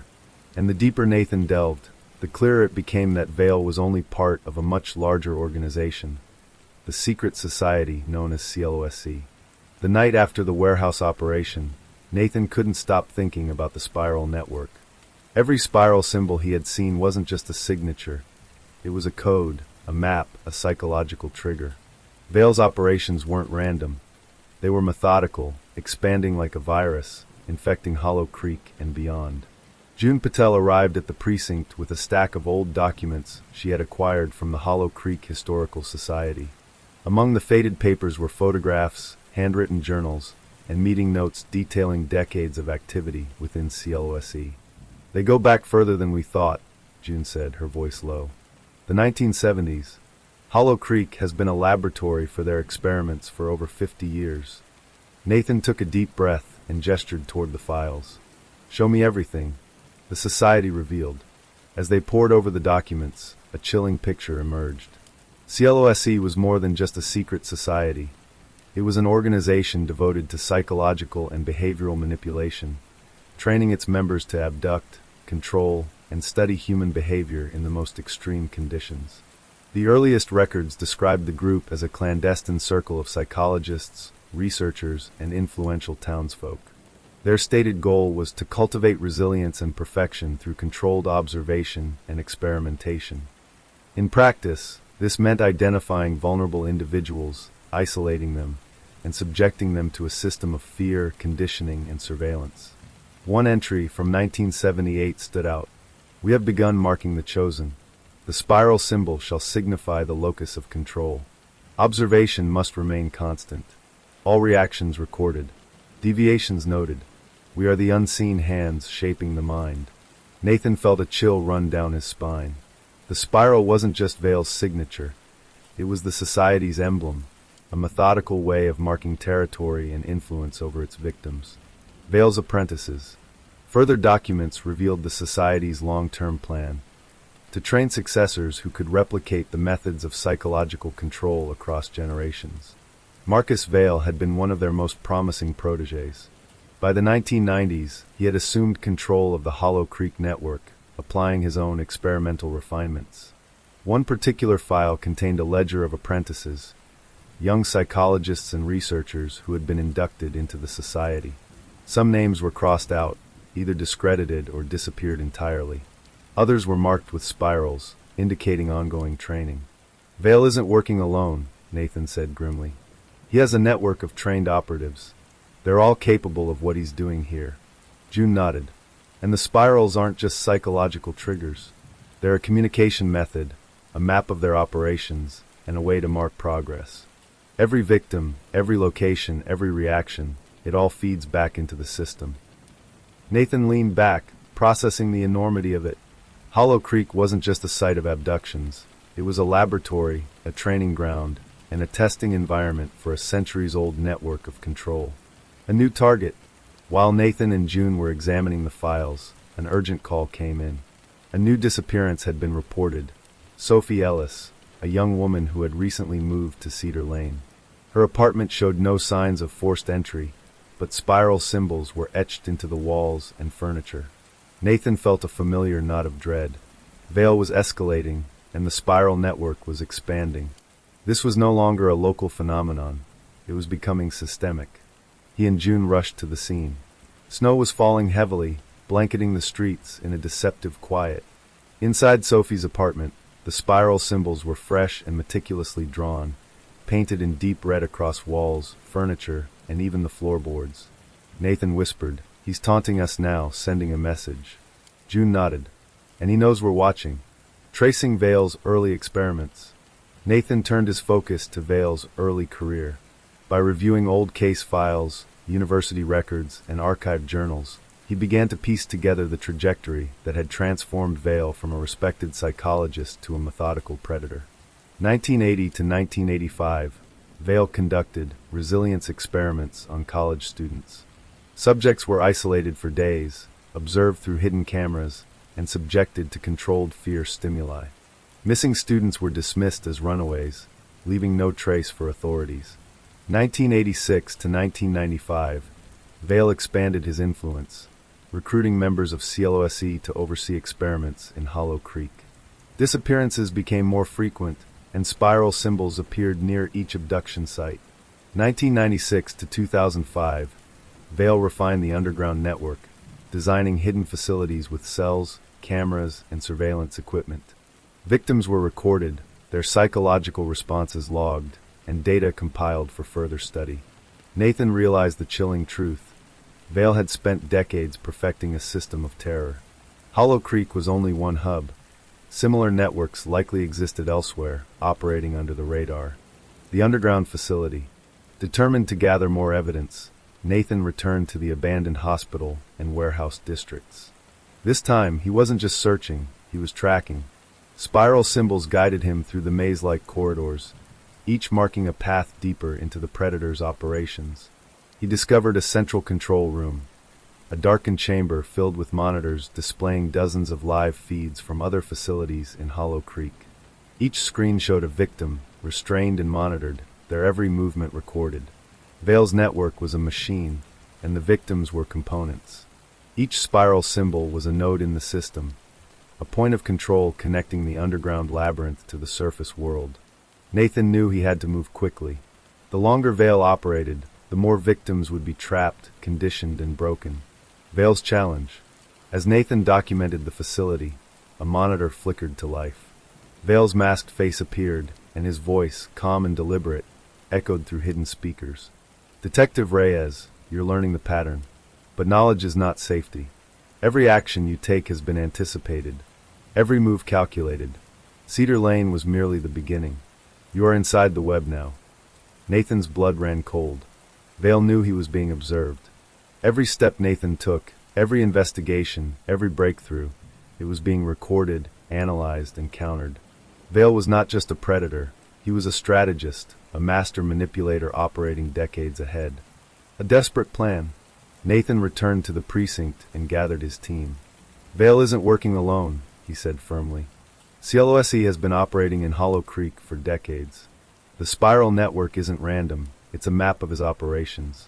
We need to identify all nodes, locate victims, and dismantle the network from the center out. June and the task force nodded, understanding the magnitude of the operation. This was no longer a local investigation. It was a war against a system designed to anticipate, control, and dominate. Nathan pulled up the digital map of all known spiral symbols and disappearances. We follow the spirals, he said. Every symbol, every location, every victim leads us to Vale. We strike strategically, and we strike decisively. The first strike. Night fell over Hollow Creek as Nathan led a small, specialized team to one of Vale's peripheral facilities, guided by spiral markings and historical data. Snow muffled their approach, creating an eerie silence. Inside the facility, Nathan found victims restrained in cells, monitors tracking their every reaction. Spiral symbols covered walls and floors. The air was heavy, antiseptic and metallic, and the faint cries of victims echoed through the corridors. The team moved carefully, freeing the victims one by one. Each face told a story of fear, trauma, and resilience. Nathan felt a surge of determination. Vale's network could be dismantled, but only if they moved methodically. A terrifying realization. As they secured the last room, Nathan noticed the surveillance monitor flicker to life. Vale's face appeared again, and his voice cut through the room. You think you've won? This is only the beginning. The spiral is eternal. Every step you take, every action you make, has already been anticipated. Hollow Creek is just the start, and soon, the network will expand again. Nathan clenched his fists, his mind racing. Vale wasn't just a criminal. He was a teacher, a manipulator, a strategist with a global plan. And Hollow Creek was only the first chapter in a much larger story. He looked at the freed victims, their eyes wide with gratitude and fear. Vale's reach was vast, but Nathan knew one truth. The spiral network could be dismantled, one node at a time. And he would stop Vale, no matter the cost. The wind howled across Hollow Creek as Detective Nathan Reyes drove through the snow-covered streets, his mind racing. Marcus Vale had escalated, and Nathan knew it. Every victim freed, every spiral deciphered, only seemed to provoke the predator further. Vale was no longer content to operate from the shadows. He was taking the fight to Nathan personally. The warning came in an anonymous note left on the precinct door. Step into the spiral, Detective Reyes. Your choices are no longer your own. Nathan felt a chill. Vale's signature was unmistakable. The precise script, the spiral symbol etched faintly in crimson at the bottom. The spiral wasn't just a mark. It was a threat, a promise, and an invitation to a game Nathan didn't yet fully understand. An unexpected lead. June Patel had spent the last 24 hours cross-referencing the locations of spiral symbols and recent disappearances. She found a pattern. After each facility Nathan had investigated, Vale had targeted a location outside Hollow Creek, a neighboring town with similar geographic features, forests, abandoned buildings, and isolated streets. It's a network, June said, pointing at the digital map. Hollow Creek is just the hub. The spirals are nodes. Each disappearance leads to another facility, and Vale is expanding outward. He's teaching others to replicate his methods. Nathan's jaw clenched. So he's building successors, training them in his system, and I'm running out of time. June's expression was grim. And the longer we wait, the more nodes he creates. Every victim is a blueprint for the next. Vale isn't just a predator, he's a strategist. And he's targeting you now. The first attack. Late that night, Nathan returned home to find his apartment ransacked. Files were shredded, computers missing, and spiral symbols painted on the walls in blood-red ink. His carefully mapped spiral network was partially destroyed. A recording device lay on the table. Pressing play, Nathan heard Vale's calm, clinical voice. Detective Reyes, you've been following the spirals too closely. Now it's time you learned what it feels like to be a subject. Every step, every decision, every fear, you will face them firsthand. Vale's laughter echoed, faintly distorted, as a spiral symbol appeared on the screen, spinning slowly. Nathan felt a surge of adrenaline. Vale had crossed the line. He wasn't just terrorizing victims anymore. He was turning Nathan into prey. Following the trail, Nathan knew he couldn't wait for Vale to make the next move. He had to track the predator, follow the spirals, and anticipate the next strike. June worked tirelessly alongside him, analyzing old records and the recent pattern of disappearances. "They're all connected," she said, pointing at the map. "Each spiral marks a location, a facility, a victim. And every facility feeds data back to Vale. He's learning from every step we take." Nathan stared at the map, spirals connecting towns like a network of veins. Hollow Creek was the hub, but the network reached far beyond. Neighboring towns, abandoned hospitals, factories, and warehouses. Each symbol represented control, observation, and a carefully orchestrated experiment in terror. The warehouse chase. Nathan's instincts led him to an abandoned warehouse in a neighboring town. Snow fell thickly, muffling his approach. Spiral symbols painted in crimson guided him through the dark corridors. Every step he took was anticipated, every movement monitored. Inside, he found victims restrained in cells, monitors displaying live feeds of other facilities. Spiral symbols covered every wall, floor, and ceiling. Vale's operatives were everywhere, tall, masked, and silent, trained in the predator's methods. Nathan moved carefully, freeing one victim after another, heart pounding with adrenaline. But then he heard it, the soft, deliberate footsteps of Vale approaching. "Detective Reyes," Vale's voice echoed, distorted through the speakers. "You think you can disrupt the network? You are merely part of the spiral now." Nathan's pulse quickened. He realized with horror that Vale had anticipated his every move. The network wasn't just a collection of facilities. It was a trap designed to manipulate, control, and ensnare anyone who dared intervene. Psychological warfare. Vale began communicating directly with Nathan through hidden speakers and monitors. Each message was tailored to unnerve, confuse, and manipulate. "Do you know the pattern, detective? Every node you discover, every victim you save, it strengthens the network. You are playing by my rules. The spirals are not just symbols, they are a language. Each line, each curve, each loop tells a story of fear, obedience, and survival. And you are part of the story now. Do you feel it? The weight of observation? Every movement recorded, every breath anticipated. You are no longer the hunter. You are the hunted." Nathan felt a cold dread settle over him. Vale wasn't just orchestrating the abductions. He was manipulating him, turning fear into a weapon. A race against time. Nathan knew he had to act quickly. Each node in the spiral network represented a victim waiting to be broken, a facility designed to trap and condition. Vale's expansion was relentless, and the clock was ticking. He coordinated with June to track the nodes in real time, using surveillance data, historical records, and recent disappearances. Each spiral symbol was analyzed, every location mapped, and patterns predicted. The network was vast, but Nathan was determined to dismantle it piece by piece. "This is bigger than Hollow Creek," Nathan said. "Vale isn't just a predator. He's creating successors, training operatives, and expanding the network. If we don't act now, it won't just be Cedar Lane. It'll be everywhere." June nodded. "And he's watching. Every move we make, he's learning from us. We have to anticipate him, predict his next step, and strike before he does." Vale's ultimate plan. Through intercepted communications and careful observation, Nathan began to understand Vale's ultimate goal. The spiral network was not just about terror or experimentation. It was about creating a system of control, a psychological infrastructure that could manipulate, dominate, and condition human behavior on a large scale. Vale was teaching others to replicate his methods, creating a global network of trained operatives. Hollow Creek was the prototype, Cedar Lane the central hub. Each disappearance, each spiral, each victim was a node in the system. And now, Vale had turned his attention to Nathan, integrating the detective into his experiment. "The spiral is endless," Nathan muttered. "It's not just a pattern, it's a system. And I'm inside it." The first confrontation. Late that night, Nathan tracked Vale to a facility deep in the neighboring town. Snowfall had reduced visibility to near zero, but the spiral symbols painted on walls and trees guided him.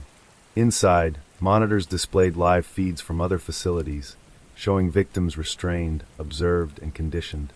Vale appeared, tall and masked, his presence dominating the room. "Detective Reyes," he said, voice calm, measured. "Welcome to the inner sanctum. You've learned the pattern, but knowledge is not safety.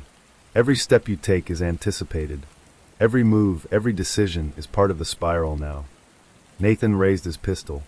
"It ends tonight, Vale. I'm shutting this down, starting with you." Vale tilted his head. "You think you can dismantle the network? You're merely a subject, detective. And your fear, your anticipation, it's part of my design. You are inside the spiral now, and there is no escape." The chase. Vale disappeared down a corridor, moving with speed and precision. Nathan followed, heart pounding, adrenaline surging. The facility twisted like a labyrinth, spirals painted on every wall and floor, guiding him deeper into the predator's territory. Victims called out softly, some awake, some unconscious, their eyes reflecting fear and hope. Nathan freed them quickly, but each rescue brought him closer to Vale's trap.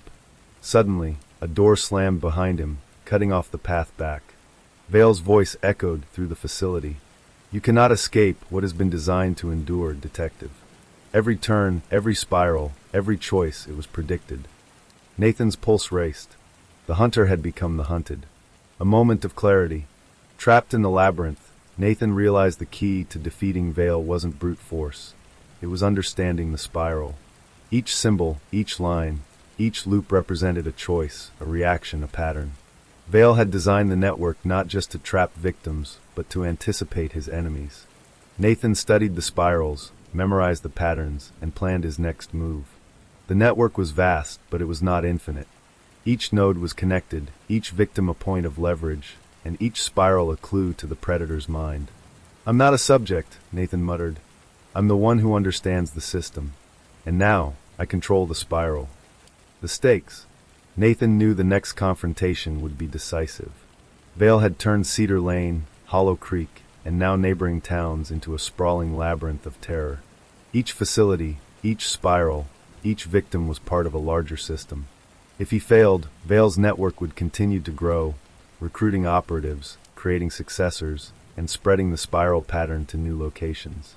But if Nathan succeeded, he could dismantle the system from the inside, one node at a time. He looked at the snow-covered streets outside, Hollow Creek quiet beneath the winter sky. The predators were still out there, but now he had a plan. The spiral network was vulnerable, but only if he acted with precision, courage, and intelligence. Nathan clenched his fists, determination burning in his chest. The hunter had become the hunted, but he was ready. The next move would decide the future of Hollow Creek, and everyone trapped in Vale's spiral. Detective Nathan Reyes had never felt more hunted in his life. Every street, every building, every shadow in Hollow Creek and neighboring towns seemed alive with the presence of Marcus Vale. The predator's spiral network was no longer confined to Hollow Creek. It had spread like a contagion, reaching towns Nathan had never suspected. Spiral symbols marked abandoned warehouses, industrial complexes, even private homes, each node a trap, a laboratory, and a control point. Nathan and June Patel spent the morning analyzing the latest disappearances. Names, dates, locations, they formed a terrifying map of Vale's reach. "We're seeing simultaneous activity in 3 towns now," June said grimly. "Cedar Lane, Hollow Creek, and Edgewater. He's coordinating them like a web, each victim feeding data back into the system." Nathan's fists clenched. "So the network isn't just expanding, it's evolving. And every time we intervene, he adapts." June looked at him with concern. "And now he's targeting you directly. The note, the attacks, the traps, he's watching your every move." Nathan swallowed. Vale's psychological games had escalated. No longer content with abducting victims, Vale was challenging Nathan personally, testing his instincts, his courage, and his endurance. The first trap. The call came from a resident in Edgewater, reporting strange symbols etched onto the streets near an abandoned hospital. Spiral symbols, identical to Vale's signature, glowed faintly in the early morning fog. Nathan felt a chill. He knew this was no coincidence. Arriving at the hospital, Nathan saw the symbols more clearly. They weren't just painted. They were carved into the concrete, meticulously, like a map guiding him towards something. The symbols led him into the basement, a long-forgotten service corridor with heavy metal doors. Inside, the air was damp and metallic. Muffled voices echoed through the corridors, each sound precise, deliberate. Nathan raised his pistol, careful with every step. Spiral symbols guided him deeper, looping around doors and walls, forming a complex pattern that seemed to pulse with menace. Then a faint scream. Nathan bolted forward, finding a small holding cell. 2 victims huddled inside, restrained and terrified. One, a teenage boy, whispered, "They're watching us, everything we do, they know." Nathan's stomach twisted. Vale's network wasn't just about capturing victims. It was about observing, recording, and learning from them. Every reaction, every fear, every movement fed the Predator's data-driven system of control. The spiral network expands. Using surveillance feeds, interviews with freed victims, and historical records, Nathan traced the spiral network across multiple towns. The scale was horrifying. Abandoned factories housed cells and surveillance rooms. Warehouses contained restraint systems and psychological conditioning tools. Private homes had been adapted into observation posts, with cameras hidden in mirrors, smoke detectors, and vents. Transportation hubs were nodes for moving victims silently between locations, keeping the network fluid and untraceable.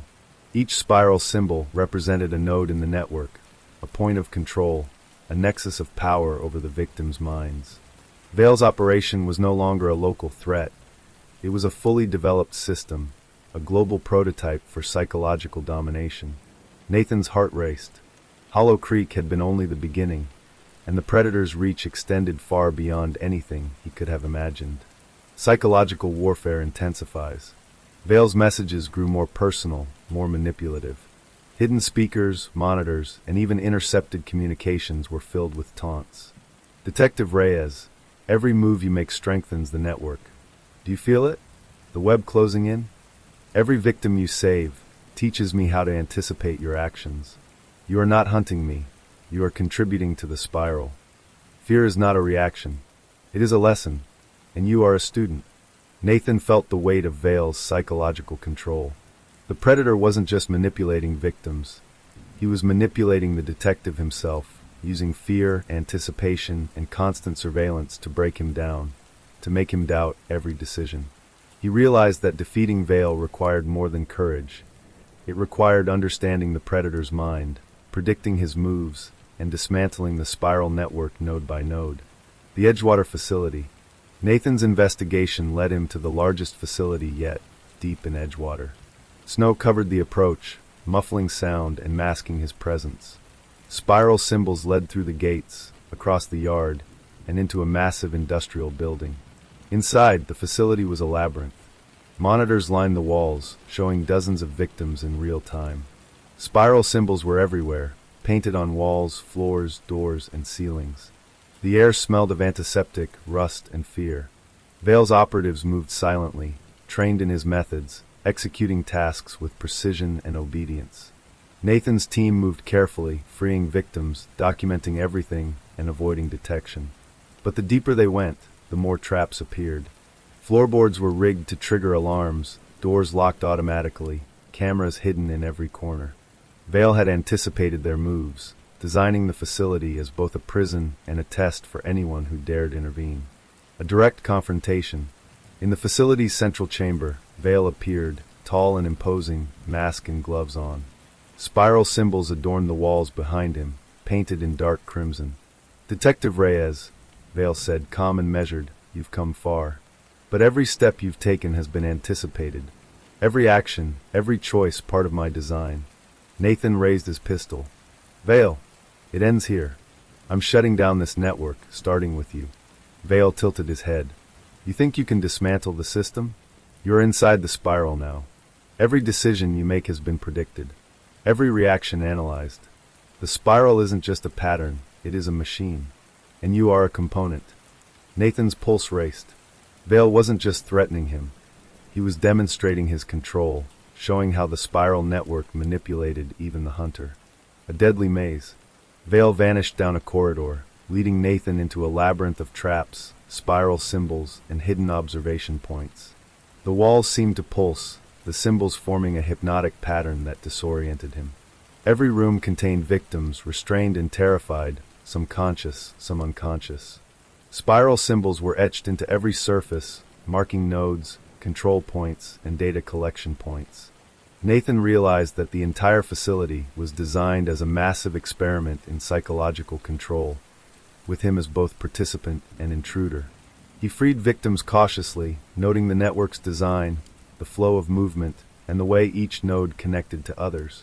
Vale's system was vast, intricate, and terrifyingly precise. The breaking point. Hours into the operation, Nathan reached the inner sanctum, a room filled with monitors, computers, and detailed records of every victim, every facility, and every spiral symbol. Vale's network was now fully visible. The scale was staggering.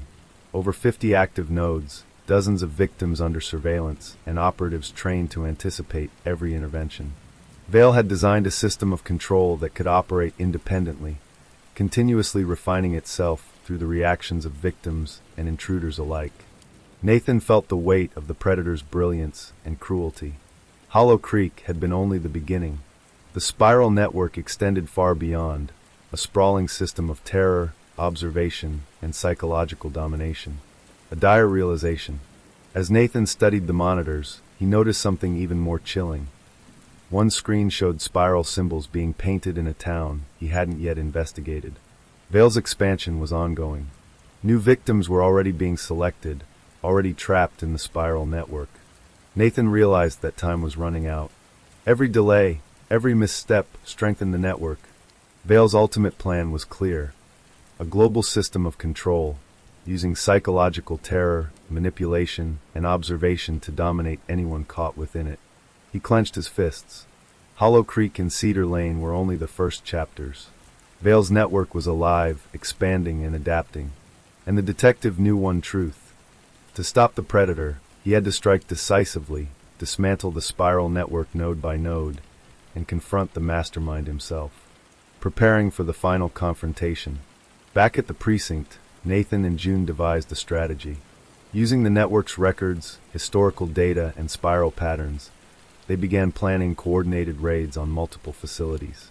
Every node would be dismantled, every victim freed, and every operative captured. "This is it," Nathan said, voice tight. "Vale's network is vulnerable, but only if we act quickly, precisely, and strategically. One wrong move, and the spiral spreads further." June nodded. "We know where the nodes are, the patterns he uses, and his psychological tactics. We can outthink him if we act together." Nathan stared out the snow-covered streets of Hollow Creek, knowing the Predator was out there, planning, observing, and adapting. The spiral network was vast, terrifying, and relentless, but he was ready. The next confrontation would be decisive. Vale had escalated. Nathan was prepared. The spiral network had reached its most extensive and dangerous stage yet, and the final battle was looming.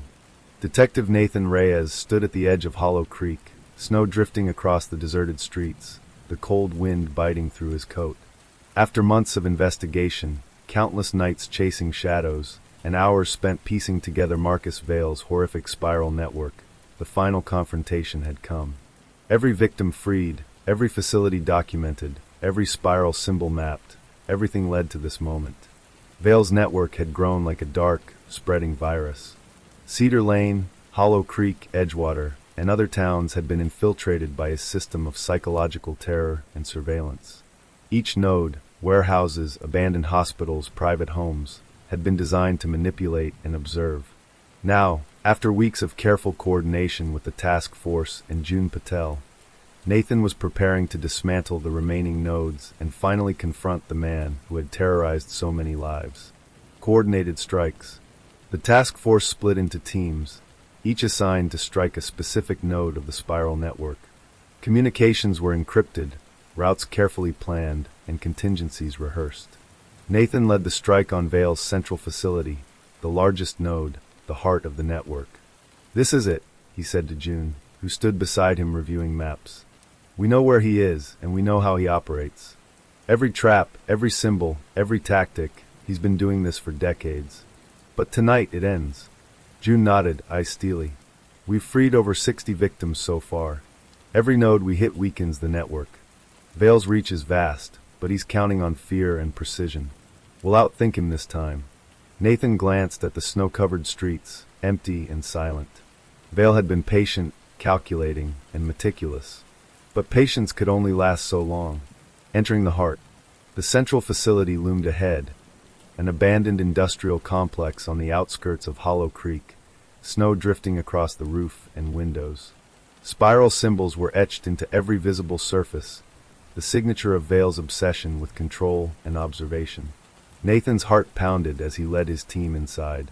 Cameras blinked, hidden microphones tracked their movements, and the air smelled of rust and antiseptic. Spiral symbols guided them through corridors, but Nathan moved with precision, memorizing every turn and anticipating every trap. Inside, victims were restrained in cells, some conscious, some unconscious, their eyes wide with fear. Spiral symbols were painted on the floors, walls, and ceilings, a language of terror designed to manipulate the mind. Nathan quickly coordinated the team, unlocking cells, freeing victims, and securing the perimeter. Vale revealed. From the shadows, a voice echoed, "Detective Reyes, you've come far, but the spiral is eternal. You cannot destroy it." Nathan spun, pistol drawn, as Marcus Vale emerged, tall, masked, and methodical. Behind him, spiral symbols lined the walls, painted in deep crimson. "Vale!" Nathan shouted. "It ends tonight. Every node dismantled, every victim freed. Your network is finished." Vale tilted his head, calm and deliberate. "You misunderstand, Detective. The spiral is not mine to control alone. It is a system, a machine, a pattern. And I am merely the teacher. You are inside the web now. Every move you make, every decision, every fear, it all serves the spiral." Nathan's pulse surged. Vale wasn't just threatening him. He was demonstrating the reach and intelligence of his network, the culmination of decades of manipulation. A calculated battle. Nathan advanced, carefully. Vale had prepared for confrontation, every corridor a potential trap. Hidden cameras monitored their movements, and operatives trained in Vale's methods moved silently through the facility, ready to strike. The first clash was sudden. Vale's operatives ambushed a secondary corridor, but the task force was ready. Using the spirals as a map, Nathan coordinated the team, neutralizing threats and freeing victims simultaneously. Vale watched, calm and composed, observing reactions, analyzing patterns. Nathan realized the terrifying truth. Vale's network was not just about capturing and controlling victims. It was about perfecting observation, learning from every interaction, refining tactics, and teaching his successors. Breaking the spiral, Nathan moved to the inner sanctum, where the facility's monitors displayed live feeds from other nodes. Each feed showed a victim restrained, observed, and controlled. Spiral symbols connected facilities like veins, forming a web of influence and terror. "This is it," Nathan muttered. "The heart of the network." He coordinated the shutdown. Monitors were disabled, cameras destroyed, restraints removed, and operatives captured. One by one, the nodes fell silent, and the victims were freed. The spiral network was unraveling, its intricate system of control collapsing under Nathan's strategic strikes. Vale, however, remained calm. "Do you think this ends with me?" he asked, voice echoing. "The spiral is larger than any one person. And even now, others are being trained, others are observing. You may stop me, but the system persists." Nathan realized Vale's final play. Even in defeat, the Predator had seeded successors, operatives trained to continue the network elsewhere. The spiral wasn't entirely his. It was a method, a legacy, a system designed to endure. Survivors speak. As the facility was secured, survivors began revealing long-buried secrets. They spoke of other facilities, other operatives, and horrifying experiences that had remained hidden.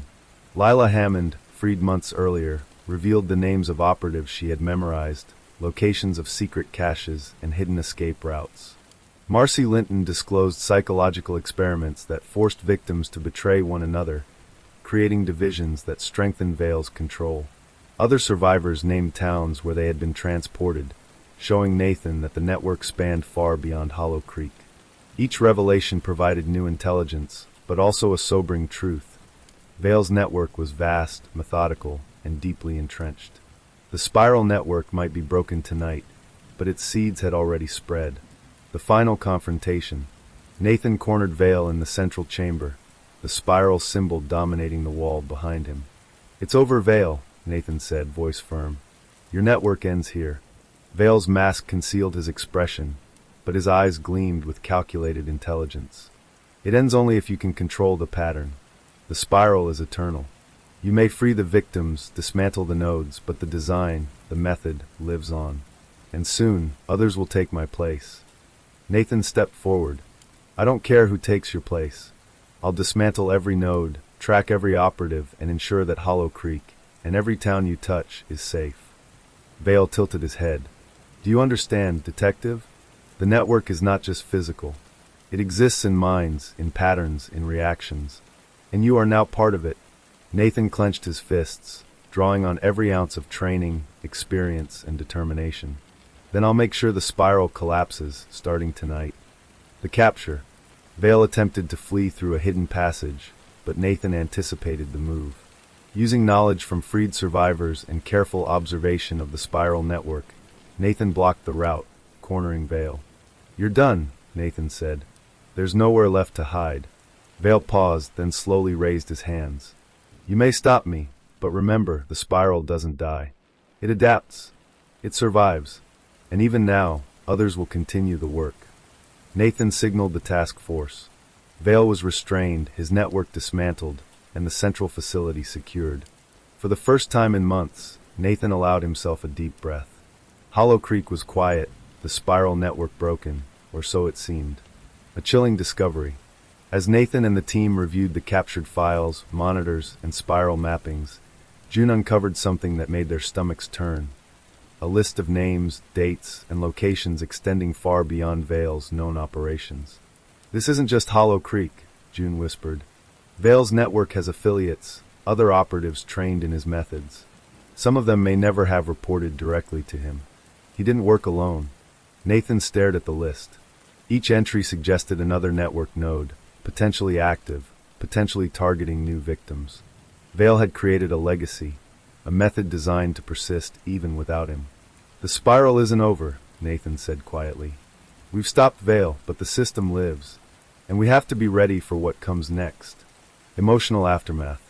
Victims began processing their trauma, some reconnecting with families for the first time in years. Nathan visited those who had been freed, witnessing the fragile but remarkable resilience of survivors. Lila Hammond returned to her parents, tears streaming as she embraced them. Marcy Linton found solace in documenting her experiences, helping law enforcement refine methods to identify other network nodes. Other survivors, once broken, began reclaiming autonomy and courage, determined not to let Vale's control define them. Nathan himself felt a complex mix of relief, exhaustion, and grief. The battle was won, but the psychological scars on victims, the town, and even himself would linger. The spiral continues. As Nathan drove through the snow-covered streets of Hollow Creek that night, he couldn't shake the feeling that Vale's shadow still lingered. Spiral symbols had been erased, facilities dismantled, but the predator's method persisted. Every node dismantled, every victim freed, was a victory, but the possibility of new networks, new operatives, and new victims remained. Nathan knew the fight was far from over. Vale's capture was a milestone, but the spiral network had planted seeds, trained successors, and left behind a blueprint for terror. And somewhere, in another town, the spirals were already being drawn again. Nathan gripped the steering wheel tightly. The predator had been stopped. The network had been dismantled. Hollow Creek was safe for now, but the spiral would never truly end. Marcus Vale was incarcerated, his operations disrupted, and the spiral network dismantled in Hollow Creek. Survivors began rebuilding their lives, sharing their stories, and exposing long-hidden truths. Yet the final chilling discovery, the list of potential affiliates and unaccounted-for nodes, left Nathan and the task force with a sobering realization. Vale's system may have been broken, but the spiral method, the pattern of control, had the power to survive. The fight against human predation, manipulation, and terror was far from over.